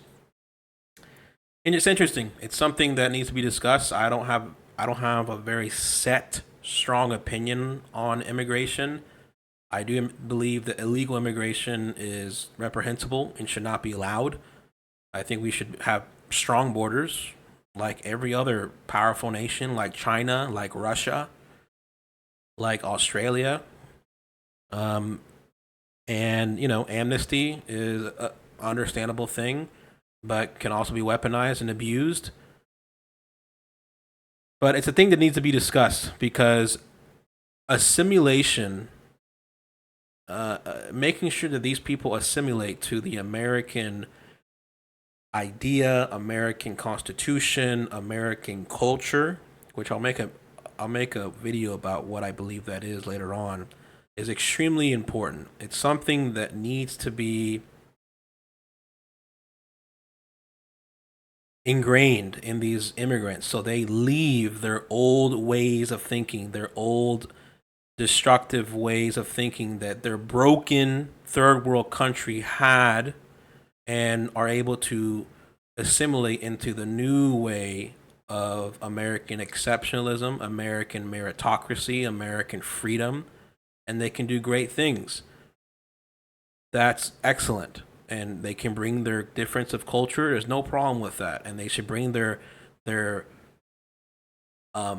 firsthand experiences within their country, of their broken country. They can learn from that, bring it here, and be political activists, be servants of the public, and have opinions that are valid because they know what does not work, what has not worked, and they can assist our system and contribute in a lot of different ways. But the amnesty of 20 to 15 million, it's just tough. It's going to require a lot of money. It's going to be very messy. It's going to be very demanding. I guess you can say it's going to create a lot of jobs to beef up ICE and to deport these people. And, you know, it's going to be interesting. Do I believe that that's the only way, that should be the way? I don't know. I'm not sure. Faceless. Wow. Ninth circle, baby. My political beliefs have changed from the past. I grew up in a conservative household, actually, in Ohio. And my parents were always pretty political, so I always stayed political. I was very religious as a teenager. Sometime during college and then afterwards, especially during COVID, my sister actually indoctrinated me into a more leftist position. And I overcorrected a little bit. I started becoming pretty cringy as far as, like, sit down and let the minorities all talk, right? Don't say anything, don't speak over them, etc. They would, it was like the whole you can't speak over Candace Owens even if she's literally a Nazi kind of thing. So this is the bullshit of white guilt, whites feeling ashamed of themselves, whites being suckers, like literally suckers, where you have been disempowered simply because you have so much guilt and shame and pity for the black man that, like he said, had to let the minority speak first and don't talk over the minority because they may see it as microaggression, and I don't want to come off as racist. I don't want to be labeled a white supremacist and all this bullshit, right? Because black folks, let's keep it 100. I know plenty, and I've been tempted to do it myself because I know it would work.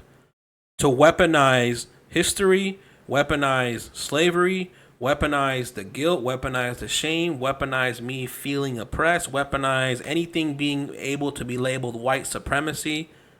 We can weaponize that to our favor. Really, you can. The guy just said it himself. You were able to manipulate and control him because he had so much shame and guilt. This is the stuff that makes no sense to me.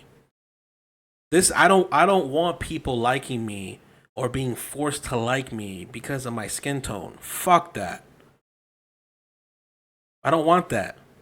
I have more pride and honor in myself to be capable, just like anybody else, if I put my mind to it.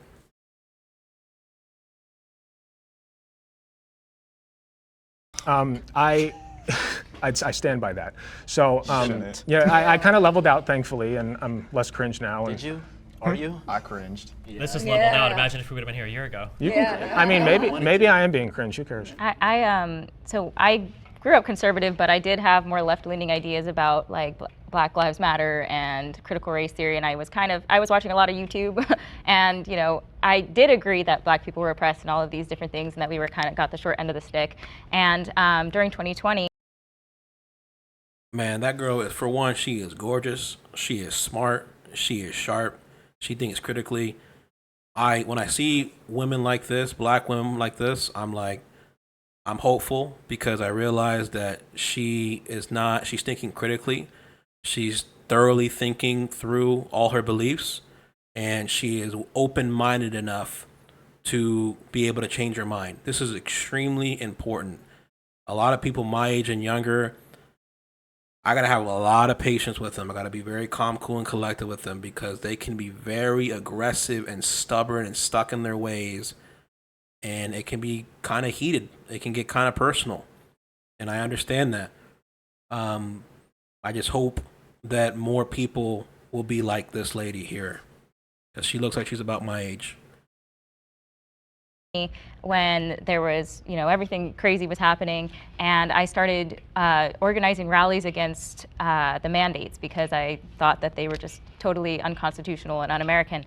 And then George Floyd dies, and initially I was like enraged like everybody else, and then it started to become this weird political agenda masquerading or behind his face.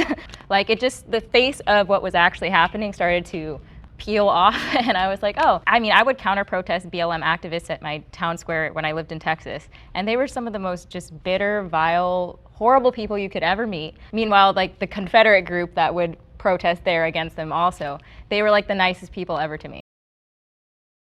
This is a common theme you're going to notice here, as far as what are the underlying emotions that drive people to believe what they believe.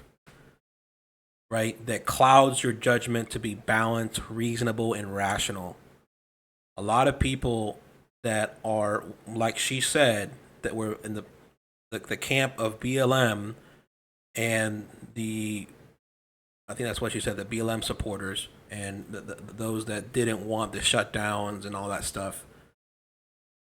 She said it herself. They were very bitter. Right? Bitterness is a word that I use frequently to describe certain people's underlying drives, emotional drives, for why they believe the way they believe, is bitterness.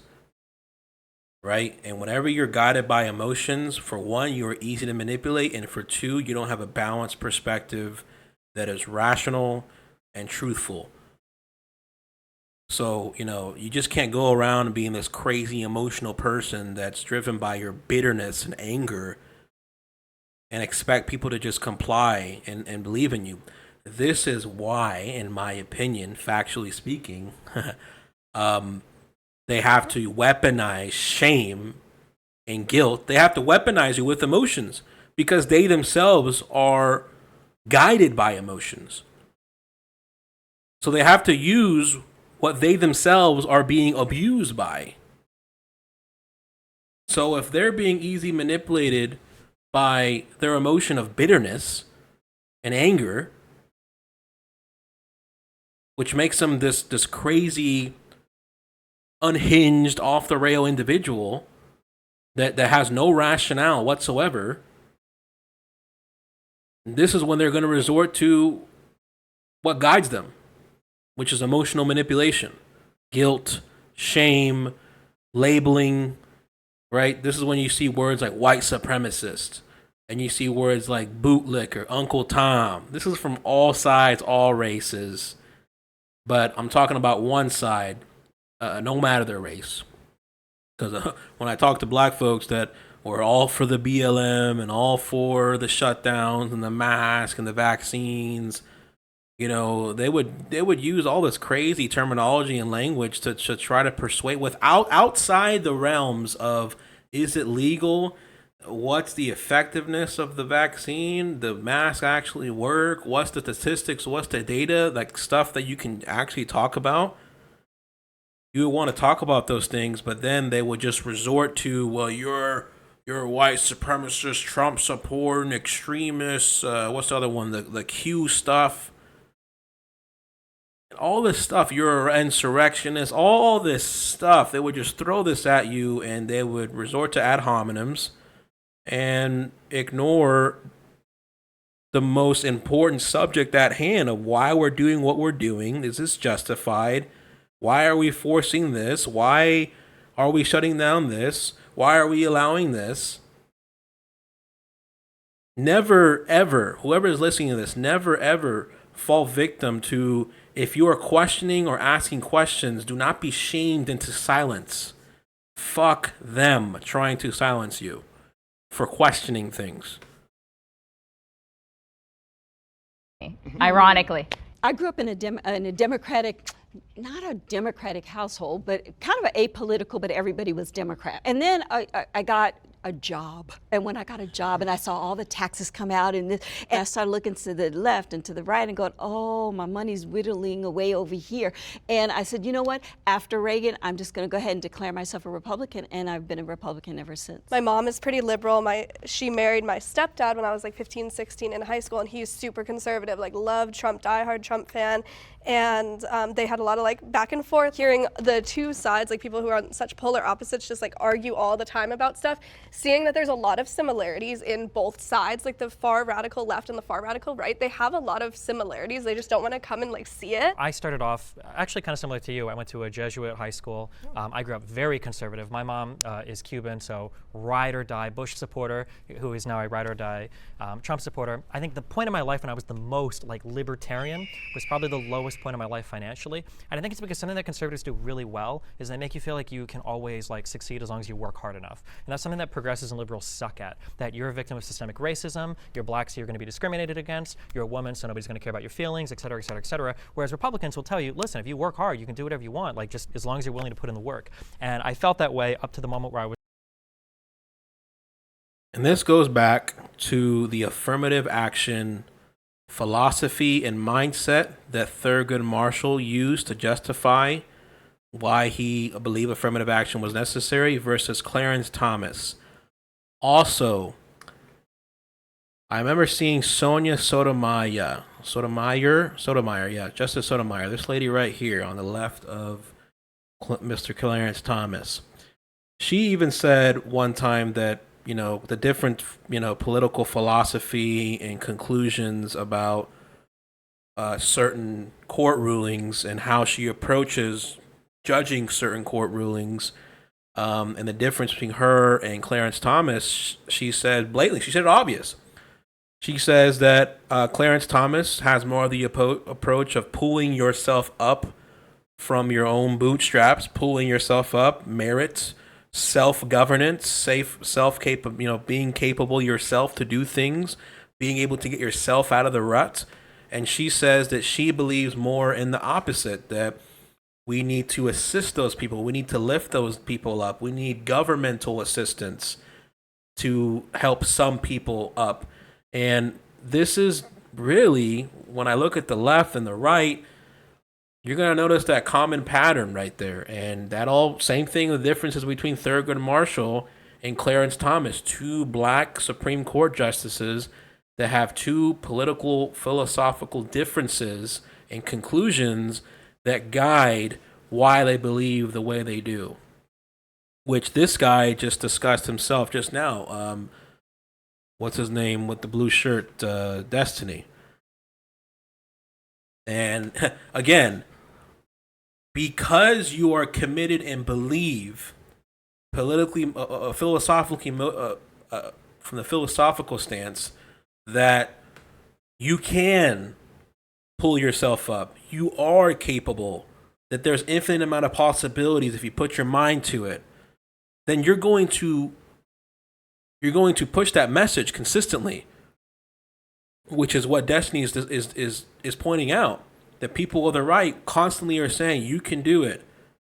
There's nothing you can't do. There's nothing holding you back. You live in America. This is the American dream, the pursuit of happiness, the land of opportunities, the land of innovation and ideas, the land of capabilities, as long as the land of a free market. Right? That's what you see, versus when you do the opposite side, where your presuppositions and assumptions are victim, the system's against you, you are oppressed, racism exists, the white man, slavery, Jim Crow, right? The elites, all this stuff. And there is some validity still to some of those arguments, but generally speaking, then you're going to push that message as well to say, you know what, Johnny or, you know, Quincy or whoever, You're going to disempower them. You're going to impose fear in them. You're going to impose your limiting belief onto them. And then what's going to happen? Those become a self-fulfilling prophecy. When you tell yourself the world's against me, the system's against me, this country's full of racists, I'm not going to be able to get hired because the guy's white and the CEO's white and the judge is white, whatever. If you have these assumptions like that, and you're going to assume motive and intent immediately without even knowing the person, just simply by it being you being black and the other person being white, then you're already fucking yourself. You're already screwing yourself by doing that. Which is why I never understood it. I never understood this limiting belief philosophy where you put yourself back, you handicap yourself psychologically.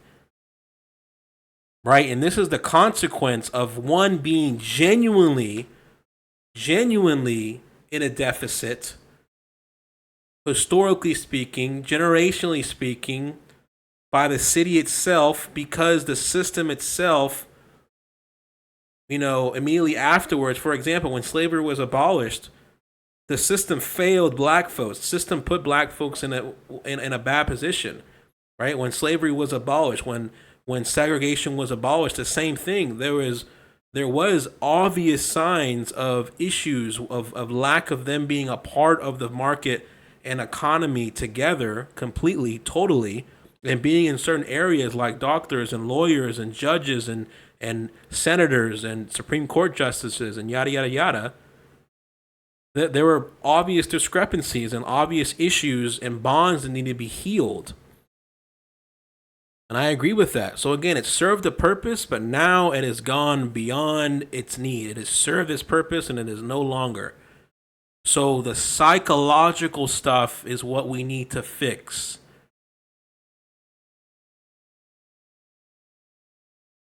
I was losing my house, where I had an ex-girlfriend that was pregnant, where I had been fired from my previous job. There was a whole bunch of horrible stuff going on in my life, and I very, very luckily got into online content creation. And from there, as I started to make more money, I started to pay more taxes. When I get older and I look at taxes that come out of my paycheck, I care a little bit, but it was just so funny to me that back when I was making $15,000, $20,000 a year, I'm like, I gotta vote for the lower tax bracket, blah, blah, blah. Like, I'm barely paying any taxes anyways. And now that I'm older, like if the government wants to take, a few, 10, 20, whatever, how many more $1,000 out. You just said you worked hard. I did, but I got very, very, very lucky doing so. Very lucky. Do you think it's just luck? It's not just luck, but the difference is that born into a wealthier family, you can make so many more mistakes in life. And when you're born poor, you get like one or two before your life is over. And that's really sad to me. Yeah, so I used to be a liberal. I voted for Bernie Sanders in 2016, as much as I regret that now. My family was pretty left-wing. Some of the people in my family were like radically left, like would refer to white people as blue-eyed, red-headed devils, things of that nature. And as I got older, I actually started being really outspoken for BLM. I was supposed to be on a reality show teaching people how to be a BLM activist.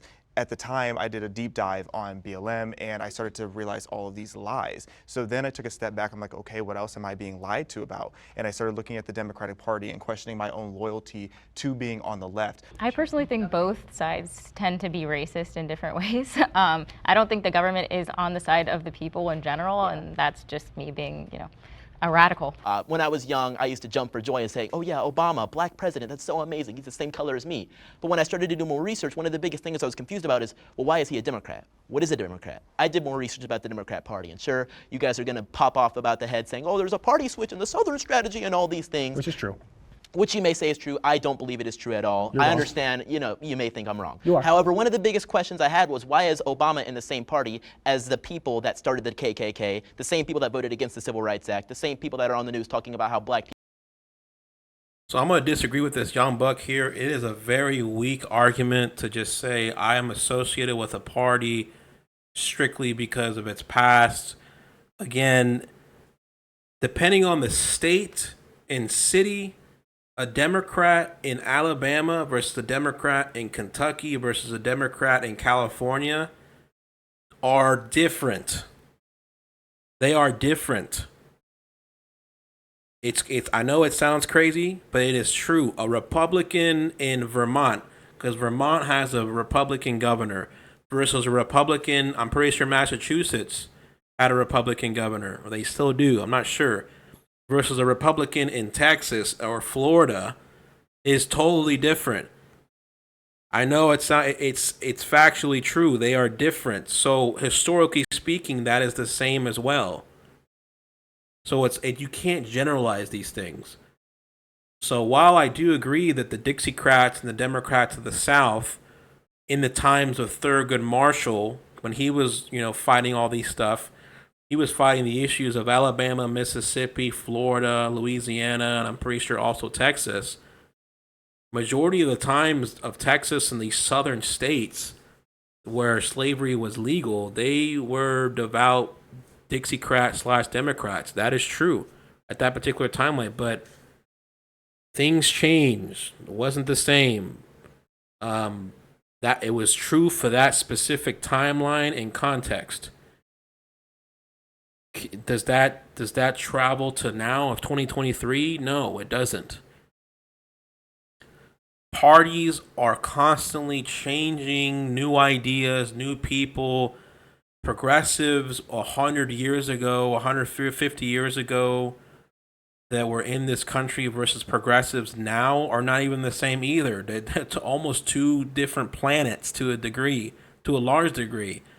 Progressive now want to push for things of changing sexes and men can be women and women can be man. 100 years ago, progressives weren't nowhere near that. They were nowhere near that whatsoever. And you can apply that same type of progression of thought with anything, with conservatives and Republicans and Democrats. There's the timeline element of it, then there's the location element of it. People aren't able to accomplish anything and need to be on welfare and need to be promoted with affirmative action and things of that nature. I also, in terms of, I guess, of my political journey, I was raised conservative, actually. And then high school became, I guess, sort of apolitical. And then throughout college and I guess just throughout my life since then, I think I guess you can call me a progressive, you can call me, socialist, whatever you, but I guess that's, in the area of where I fall.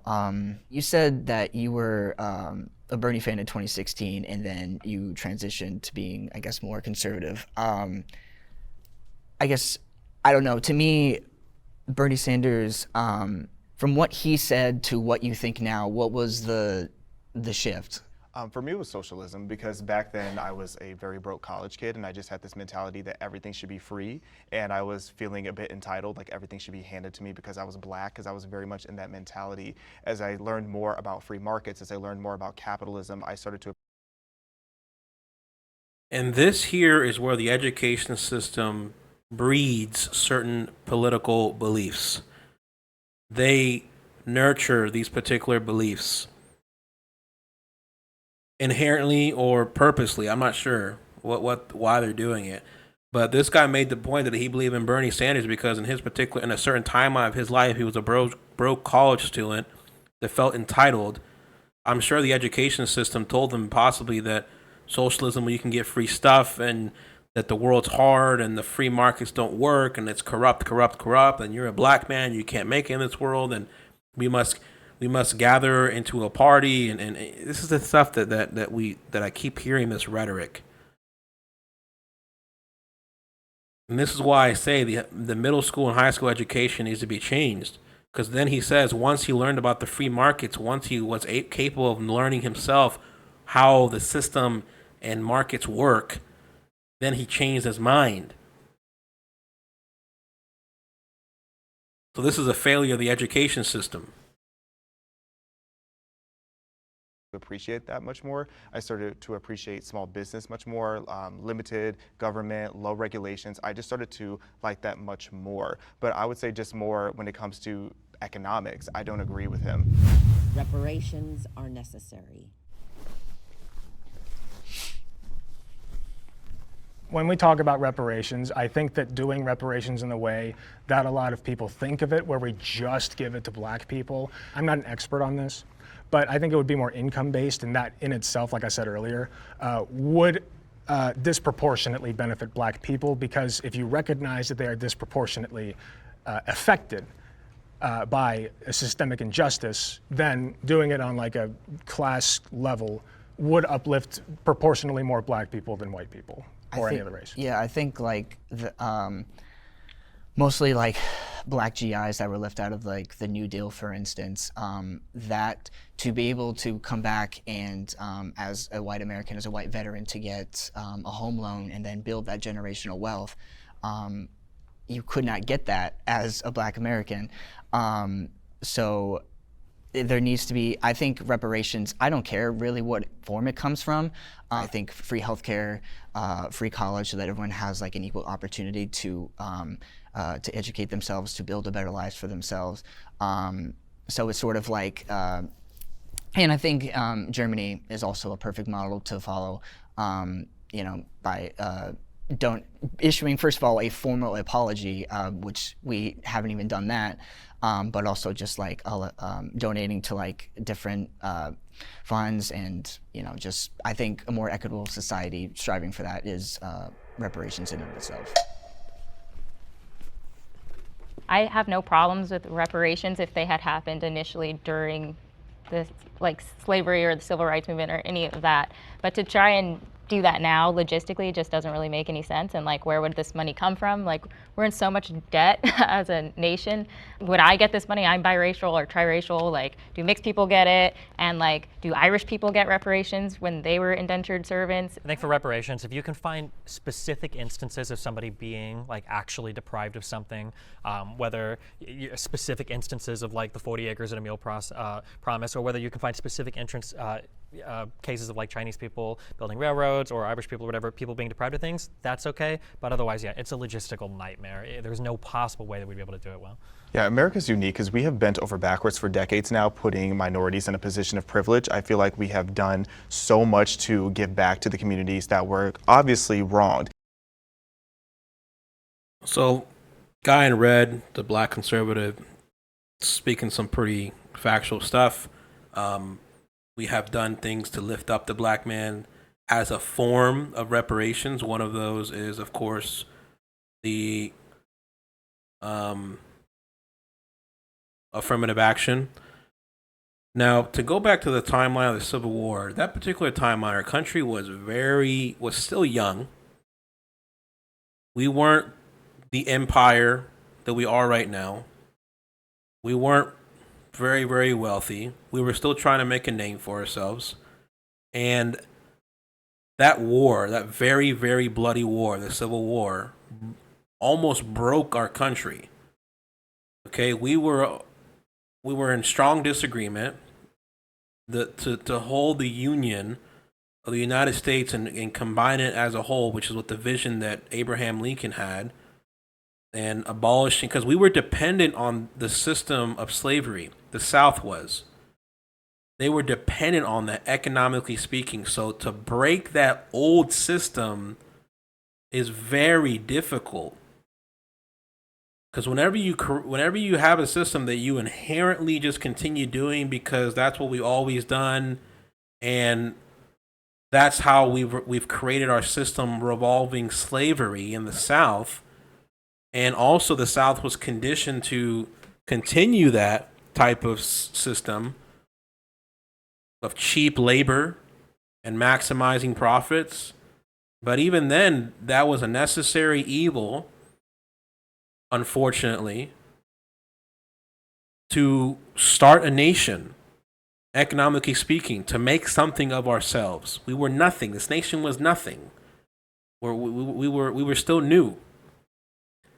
The point I'm trying to make is, for one, we were very young. We were still young, and we were still new of a nation as far as the United States.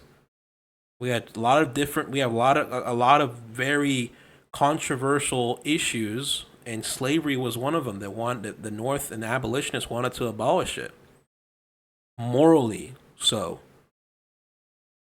The war was extremely bloody. It was very bloody, and almost tore apart our country. Also, the South went into a deep depression, economically speaking, because this old system they were relying on was no longer. They could no longer use it. It was abolished. They lost the war.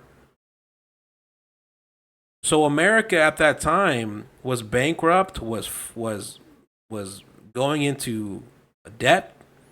We couldn't afford reparations at that particular timeline. We couldn't. It wasn't possible. And you know, people want to say we should have did it immediately afterwards. We were broke. We went through an economic depression, and we were still a new country. And the South went through a depression, economically speaking, white and black. They had to reconstruct the whole system down there, and it took years to fix that. And we had to go into financial debt to even do the war and pay our people to get into the war itself. So, you know, it's a very complex thing when I look at it. And if we were able to afford it, as far as just giving money, I think that it would have been done, but I don't think it was possible. It was a clusterfuck back then. There was no clear understanding of how much people we had in certain areas and how much slaves we actually had and all that. I mean, it's a very different timeline, very complex, and also how are you going to properly distribute that to black folks? Whether are they all going to have to just go to DC and stand in line and then get their checks and then cash in the bank? And you know, I wish that it was as simple as just simply giving black folks money back then at that particular timeline, but there's a lot of variables that inhibited and made it very, very difficult to do. And I understand that, historically speaking. And I agree with the lady, Aaliyah, I think's her name, the black lady conservative that made the point that it makes sense to do it back then, immediately afterwards, but now time has passed and we've made a lot of progress, and we have black billionaires and we have a lot of black millionaires in America, and we've prospered in America. We've had a lot of opportunities. We got black brands. We have the Jordan brand, right? We have a lot of black things that are great. There's a lot of black excellence in this country.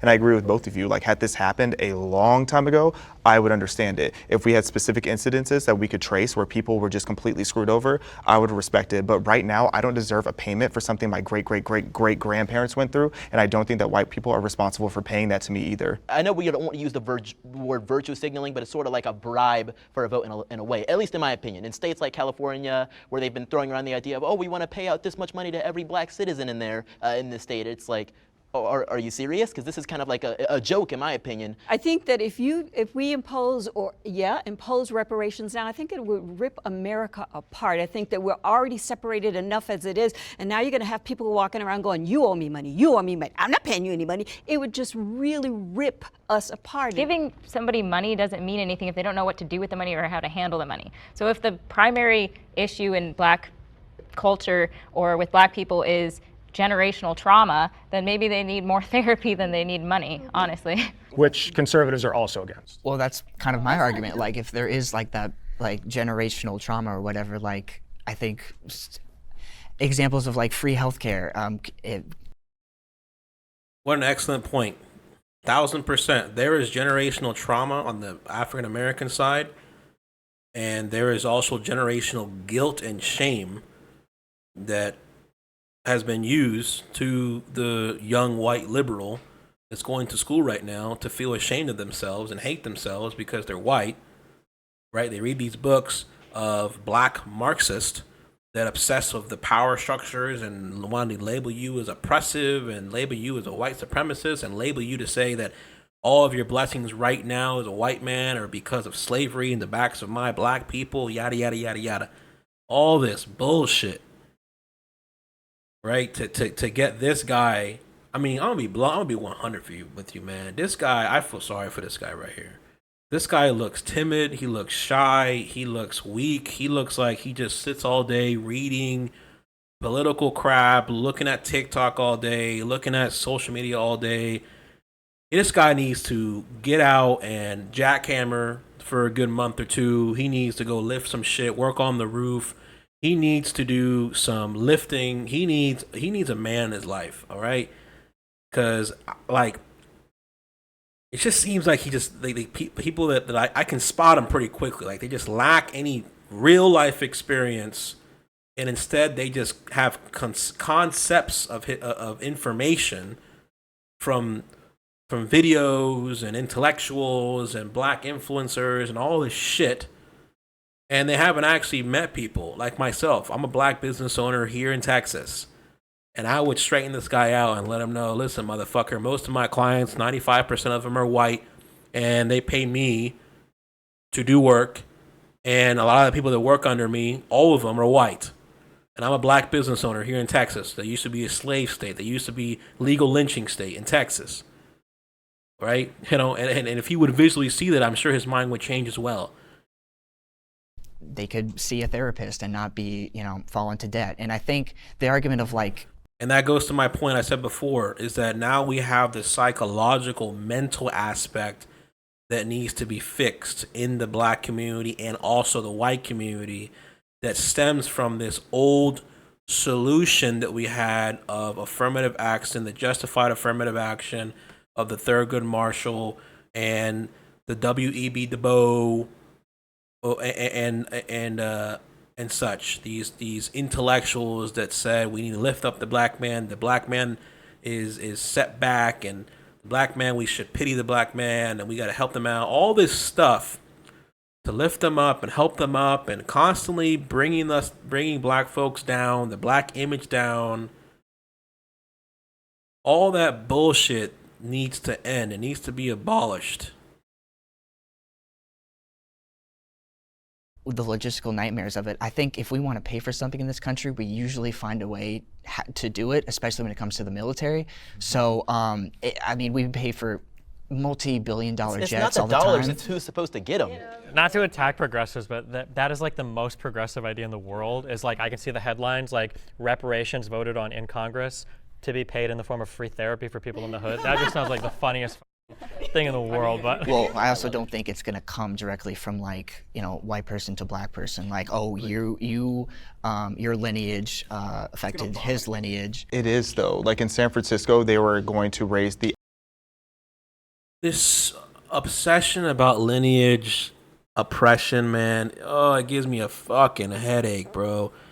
Because again, you have no evidence to say that lineage of the 1700s, or let's say the 1800s, that particular generation from that lineage, when you go 3, 4, 5, 6 generations ahead and get to the timeline of now, of 2023, you cannot conclude that they are financially, billionaires and trillionaires and millionaires from right now because of what happened in the 1800s in that particular lineage.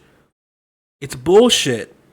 It really is bullshit because, again, also, they don't put into the account that the South went through a Great Depression, economically speaking, in the South, white and black.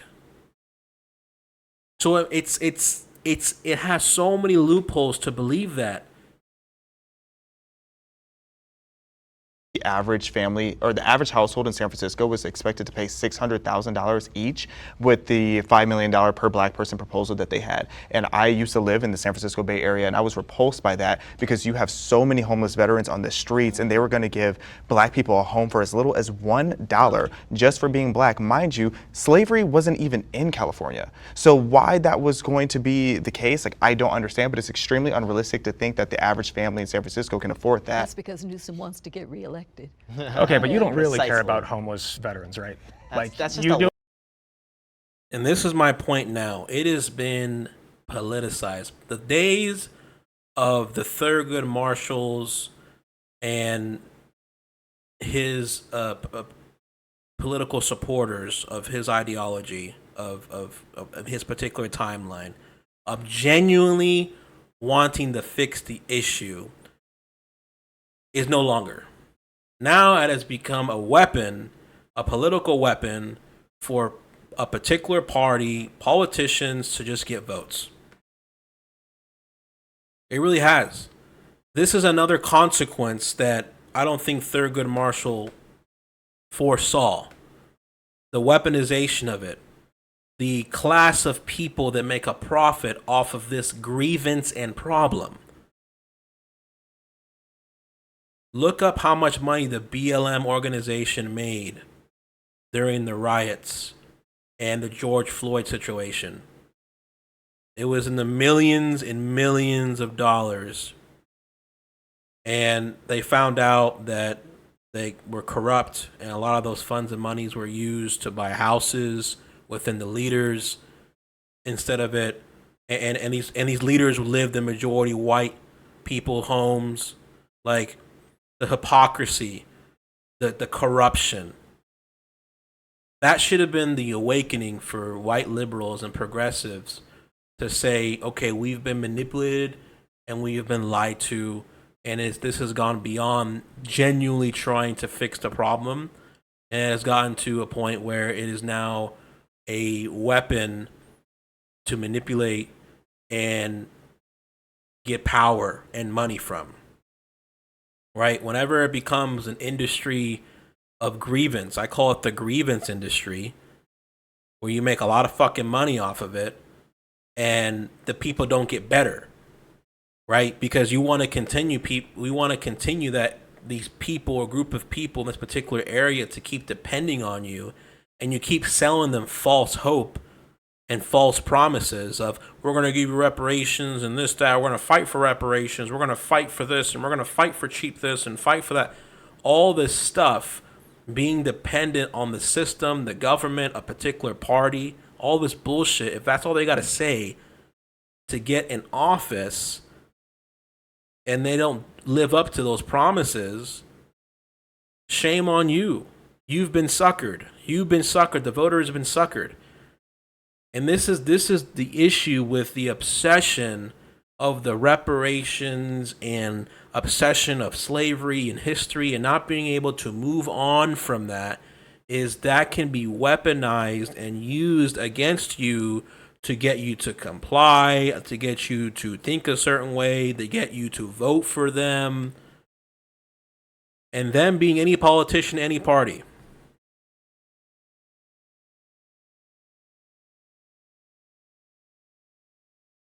You don't support. You don't know I feel like me. all your arguments are ad But hominem. but you're here Literally as a every conservative. single one ad You're here as a hominem. conservative. So what policies do you support for homeless veterans? There's ways to address, I mean, Specifically. for homeless in general. That's a whole different conversation. Yeah. Okay, let's say that we didn't find a middle ground in there. Yeah. All right. But that's a great ending note. White liberals have a savior complex.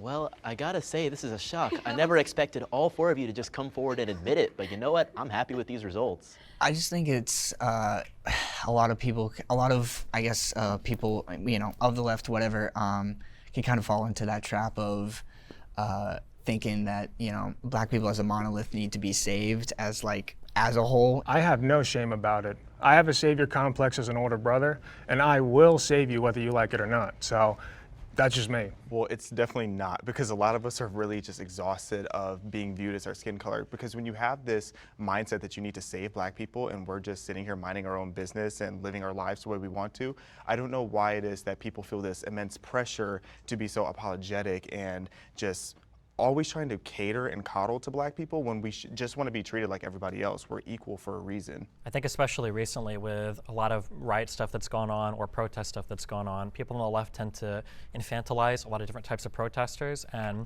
especially even talking to some of the other black content creators I do content with, when you hear a lot of progressives come out and say, well, they don't have a choice but to riot or break into this store, or, well, they're stealing, these electronics or shoes for good reasons, you just don't realize it. I think a lot of people kind of look both ways, and it's a little bit weird that there's such a complex on the left to excuse every single possible negative behavior from somebody, as long as they're a skin color that you're kind of in charge of protecting. I find that very offensive. Yeah. I find It's it really extremely, it upsets me to hear that, because we're just like you. We just have a different skin color. And to hear that you have to help me is offensive to me. I can do it on my own. Well, we have to break down sometimes why these riots. So this is the paradigm shift that black folks have to go through. And this lady just showed that she went through the paradigm shift of saying, I don't need help. I am capable. I am equal. I believe in myself. I can do anything I put my mind into. I am able. I have the will. I have the way, right? That's what she's saying. That is intrinsic. That is inside of her. That is a reflection of her. A lot of politics is simply a reflection of your inner world, of how you view yourself, how you view your beliefs, your belief system, your upbringings, etc., etc. She, round of applause to this lady right here for coming to that conclusion and being a grown adult and saying that I can do whatever the hell I put my mind into. And I don't need no one else's help. I don't need no one to pity me. I don't need anyone to feel sorry for me. It's a beautiful thing. That's the paradigm shift that's needed, right?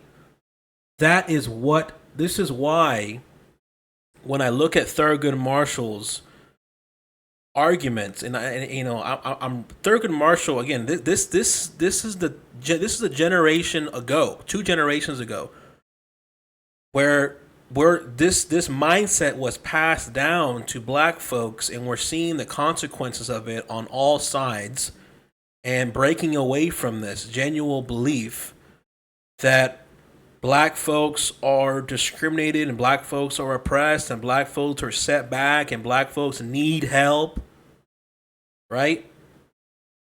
I'm going to read some more of his stuff here to see if I can. Here we go.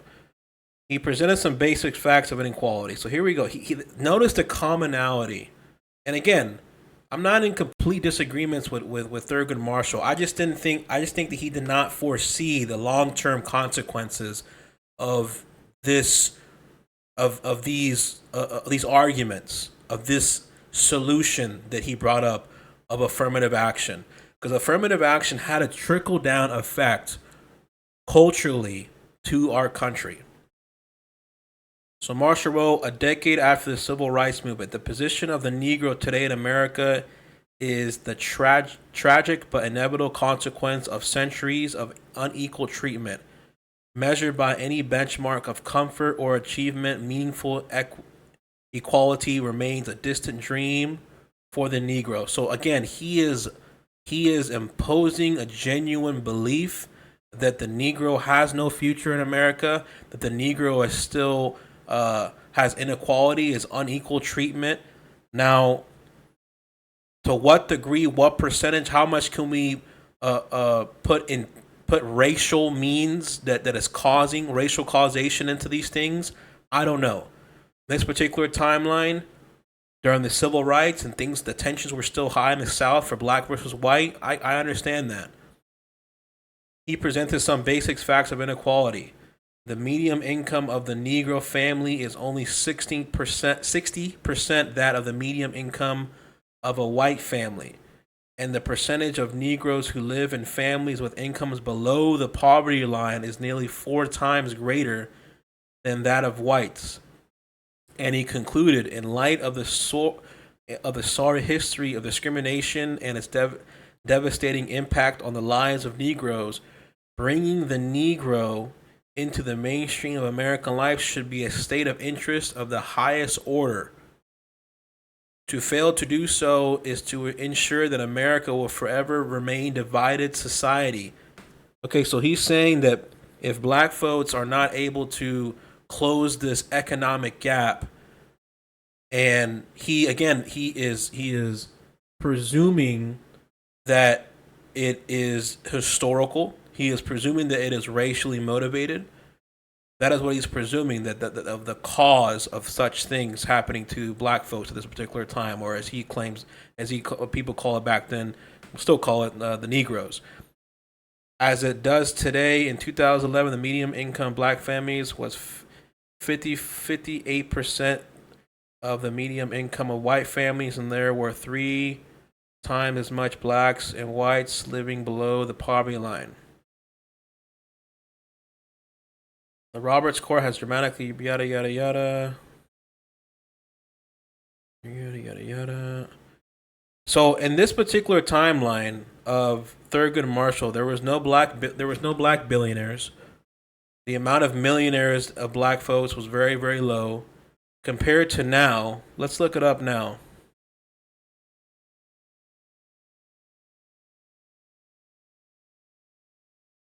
How many black millionaires in America? So there is one. Hold on, this is crazy. Wow. The number of black millionaires in the U.S. is estimated to be 1.5 million, which is about 8% of the total of millionaires in the U.S. This means that 3.7% of black American population are millionaires. Okay. How many black billionaires in America? There are only 7 black billionaires. 2020, we'll say. There's 9. So as of 2023, there are 9 billionaires. This is a lot. Let's see. How many? So we've made a lot of progress in the black community in comparison to the days of Thurgood Marshall. When it comes to sports, when it comes to music, when it comes to, like, how long has rap music been mainstream in this country? Long time. A long time the black rap, hip hop, soul music has been mainstream in this country. Very, very, very long time. The point I'm trying to make here is that it's a different the outcomes of black folks during the times of Thurgood Marshall versus what we see now. We are seeing high amount of black excellence within the black community. Now, a separate question will be, are these black billionaires and black millionaires reinvesting and assisting black folks in these inner cities that they can do? That's another question, right? And that's a discussion to be had and a separate topic. But you can see why there's a paradigm shift, because we see these black billionaires and black millionaires that have made it and have been very, very successful. Do you know how hard it is to become a fucking billionaire? Very difficult to do. A billionaire. That is very difficult to do. And now that we have 9, now a lot of people will say that's not that much. Well, we have 1.5 million black millionaires, and that goes up every single year. And it's going up. Every single year it's going up. It's getting better and better. Riots happen. You know, MLK once said that riots are the voice of the unheard. So if you are to address the problem and stop the riots, you have to address the underlying inequality that has historically been pervasive. Again, this is just old stuff that, again, served the purpose in its particular timeline, in a particular context, in a specific time. I don't know why people keep doing this without justification for it. Right? The thing is that you start seeing these riots, the Detroit riots, the Los Angeles riots, the BLM riots that we saw, and you see the destruction and consequences that they do in their own city, burning and destroying black businesses, killing black people, black police officers, black children, robbing from each other. This has gone beyond the voices of the unheard. The voices of the unheard was very organized and served the purpose of rage, but in a specific form. They weren't just killing each other and blindly burning each other's stuff. Like, it's different. It's a totally different thing. Now it's just blatant chaos and any reason to just riot and rob.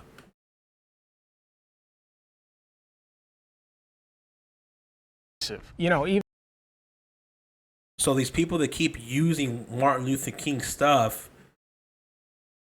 as an excuse of the modern day, and then claim like we're so oppressed today in 2023. We're the richest nation in the world still. We have the most amount of luxuries and conveniences today. People are working from home making 6 figures. Bro, compare what it took to make 6 figures in the past. 100 years ago, 200 years ago. First of all, it wasn't very common. Right? But it wasn't as plentiful in comparison to how we have now of people living at home, making phone calls, doing emails, and making $80,000 to $90,000 to $100,000, making a livable wage, and being able to be home, not be in their pajamas. There is so much convenience and luxuries that we have right now. We are blinded to it, and this is what I don't understand. It gets to a point where we are tipping over. No. We have tipped over, and it just being overindulgence, overconsumption, greed. That is what it's tipped over to. These are first world problems. They're not genuine issues. Why is it that America has more fat people, obese people, than we do starving people? Even if you as individual people are doing fine and you don't want anybody else to get in the way of that, that's cool, and I'm not going to be the one to get in the way. But the disparities are undeniable. So if you take pride in This is another thing that's so funny. Look at the 2 goobers with the anime shirts on. Like, these guys, this is how weak. Like, I look at these 2 men and I'm like, bro, none of y'all have balls. You guys just bitching and moaning and whining. You're not building shit. You're not out doing grunt work. You're not taking risk in your life. All you're doing is, it's so easy to just bitch and moan and whine. It's so easy. Anybody can do that. That's all I see with these 2 white folks right here. The dude with the pink, I don't know what the fuck this guy's wearing. And the guy right next to him with the white shirt. These guys are goobers, bro. They're losers. Wearing their anime shirt. What is this? This is it's crazy to me that they're in this bubble. I can tell they're in a bubble. I can tell that they haven't applied their beliefs. They haven't gone beyond just what the education system and shit that they see on TikToks and these short 5-second videos that I see of oppression and shit that's out of context. having like a white savior complex. What is it that you think that you're doing to save black people, and what is it that you think that you're saving black people from? I am trying to make the world a better place through whatever means I can. And but you're doing it on the backs of us. I wouldn't say so. Yeah, I actually do. I feel like you want to be a savior and you're using me to make yourself feel good. That's what I'm How am I hearing. hurting you? You're not letting me have my own voice. You're not letting me speak. How? You're speaking now? No, You're cutting her off. Yeah. Bro, shut the fuck up. This guy's such a loser, bro. Like, if I was, I would be telling this guy to shut the fuck up, like just straight up. But yo, you spoke, let her speak. She's being nice and polite to you. You're being rude and disrespectful. Just shut the fuck up and listen. Like, this guy's already coming off as this condescending and stubborn as fuck. Right? This is where you know this guy's ears are chopped off and plugged up with so much bullshit that he can't hear nothing else. Well, I feel like I have to. Yeah. Well, what's happening? I mean, you're speaking right now. You're speaking right now in this particular setting. Mm-hmm. But what you're saying is, like you took it back to riots and so forth, and it makes it seem like the only way that we as Black people can have a voice is by riots, and then you need to come along and you need to say, okay, poor little Black child, let me help you. That's offensive to me, and I feel like you're making yourself feel good about trying to tame, help us, and it. I also think that, like, when we talk about damage, I think especially when it comes to a lot of the shoplifting stuff that's going on in certain cities, you get a lot of white people that live in nice suburbs saying things like shoplifting is no big deal, that's fine, and then you'll catch YouTube videos of them later on being in a Walgreens in like a shoddy neighborhood, and they're like, man, why is the deodorant behind a locked case? It's very easy to sit behind a gated community and say, oh, well, it's not a big deal, they steal because they have to. Riots are the language of the unheard. I think people haven't read the full context of that quote.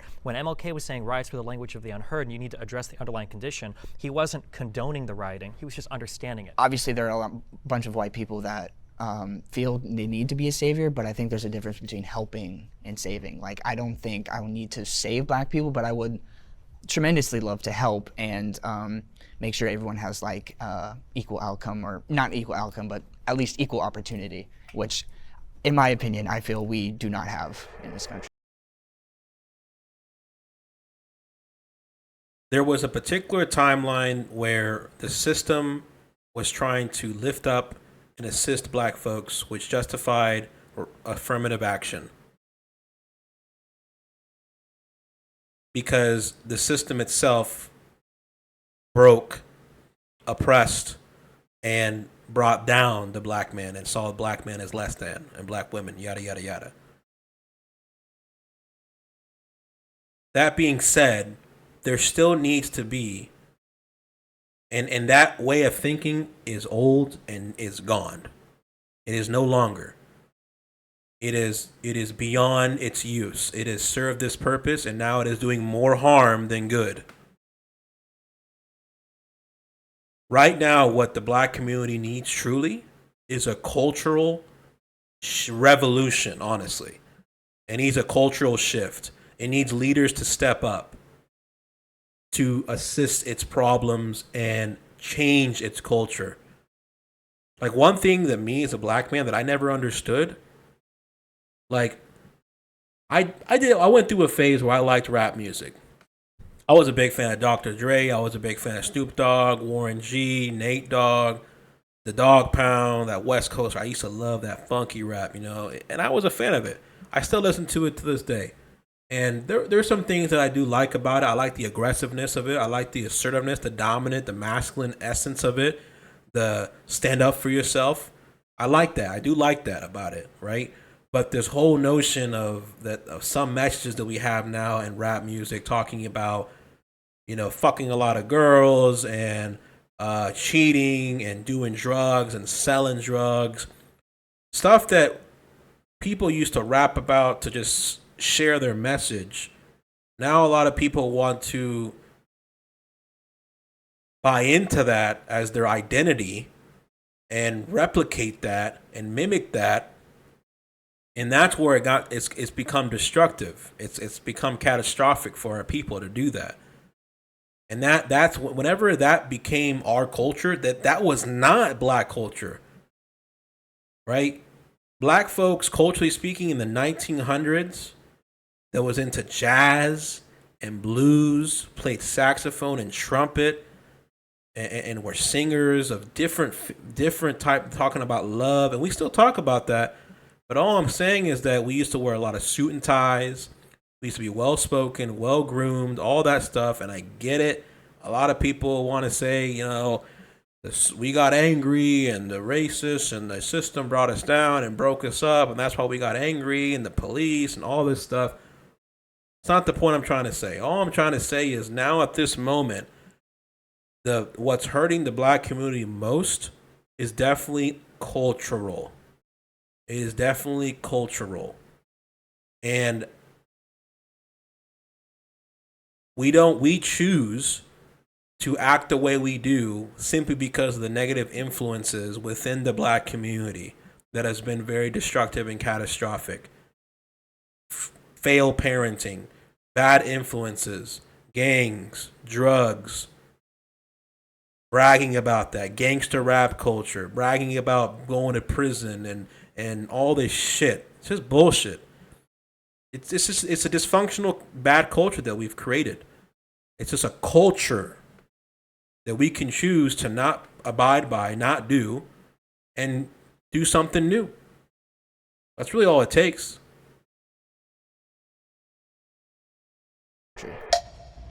This is awkward. Hi, guys.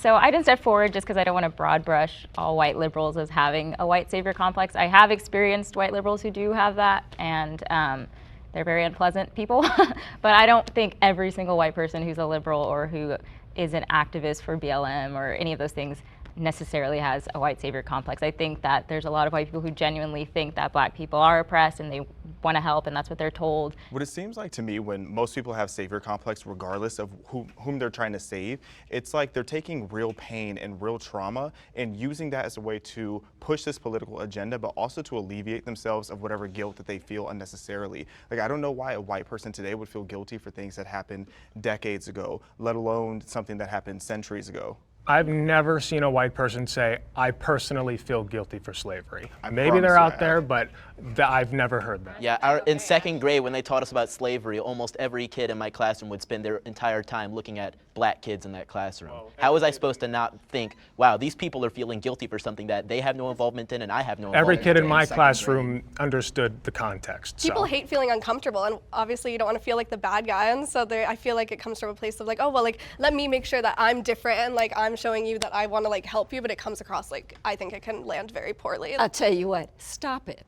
Stop it. Because what happens is when you put yourself as the white savior, what you do is you elevate yourself above the black person because you feel then like you have to save us. So just stop it. Just treat everybody regular and normal. Just like I would treat you regular and normal, you treat us regular and normal rather than trying to save us. I just got one thing I wanted to bring up earlier about taxes, because you were saying that you had your job and you were talking about how like you get the tax every time and you're like seeing your tax go up. I worked in nursing homes in 2020 COVID. The last thing that was on my mind when I watched 60 and 70-year-olds on their deathbeds suffocating to death was taxes. I was worried about health care. I didn't give a shit about taxes in that time. So when I go to work every day, that's what I see. That's what I want to fix. I see you once again elevating yourself above the rest of us, and particularly at me, a white man elevating himself above a black person. He called me a bootlicker. Sorry. He called me a bootlicker. Oh no, I triggered them all. I'm sorry. I'm sorry. I'm chilling, buddy. So what I hope comes out of this conversation is that we're all Americans, and because we're all Americans, we know that America has a bunch of problems, and I think every person here wants to solve the problems, and I think everybody is bringing what they have to the table with their ideas on how to get us to unify. This kind of stuff, right? But you got something in there. Hopefully, I mean, I'm going to give you the benefit of the doubt that you have something in there that's redeeming about you that would bring all of Americans together. So I hope that we end on the note of American. UNITY. I would like to say we're all made in the image of God, and so we're all have our inherent worth just because we're made in His image, and we should treat each other as fellow image bearers, not just. Bro. Hold on, let me back out a sec, bro. I'm gonna finish on this right here. What is this guy saving me and her from? This guy, who's he saving me from, bro? He ain't saving nobody. This guy can't even dress. What is he wearing, bro? I don't know what he's wearing with his Goo Goo Gaga anime bullshit he got on. I'm telling y'all right now, this the common thing I'm noticing with these I want to help you social justice warrior bullshit. They don't have their shit together either. A lot of them don't. They're just these college kids that got out of college and all of a sudden they have these conclusions about the world and they want to help you out and they feel sorry for the black man and, you know, this whole savior bullshit. When a lot of them can't even save themselves. A lot of them themselves have mental issues and problems and are not financially stable. and haven't done anything themselves. They haven't earned the right to even, they're not even capable of saving anything. They're just regurgitating the shit that they've been told that says this is what's going to save the black man if we pass this bill, if you vote for this person, if you do this and that. No. Honestly, you want to know how, if you want to do this whole white savior complex shit, just simply, you treat us normally. That's it. Like this chick said, treat us normally, treat us equally. Don't even bring up the shit about skin tone. I don't give a fuck about that. I don't care about that. In my opinion, I want to break away from that old conservative paradigm. I think it's a mind. I don't know why we keep trying to conserve the black-white identity of dividing those two. That is a very old, conservative way of thinking. Isn't that interesting? Right? This is my progressive side talking, whatever the hell you want to call it. I think it's old. I think it is not, it serves no good purpose at this point, other than trying to find a villain or someone that's broken the law, and you want to be descriptive to say, you know, it's a whatever race that robbed me, male, female, whatever, and you want to describe that person, then that makes sense. But this guy, bro, I would roast this guy if I was there, and I'm trying to see if I can go to the next show. This guy is a chump. This guy is a loser. And I only say that because I can tell by how he speaks. I can tell how socially, how he speaks as well. He doesn't shut the fuck up and let other people speak, for one. For two, he keeps coming off as condescending and saying things matter of fact without listening to people that he's quote unquote assisting and trying to help. And they're telling you directly they don't want help. Stop thinking that way. Stop imposing this whole thing that we need your help and you got to save us. Stop acting like you're above me. Right?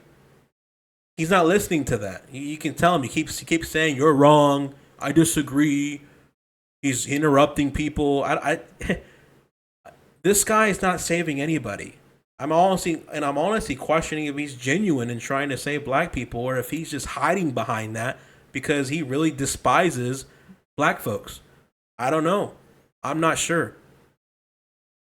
But this lady here in white made a great point, that stop imposing those limiting beliefs into us and inspire us, motivate us, tell us that we can do whatever we want. And if we have ideas, you know, if you're a white guy and you want to buy nothing but black business products, go do that. That's fine.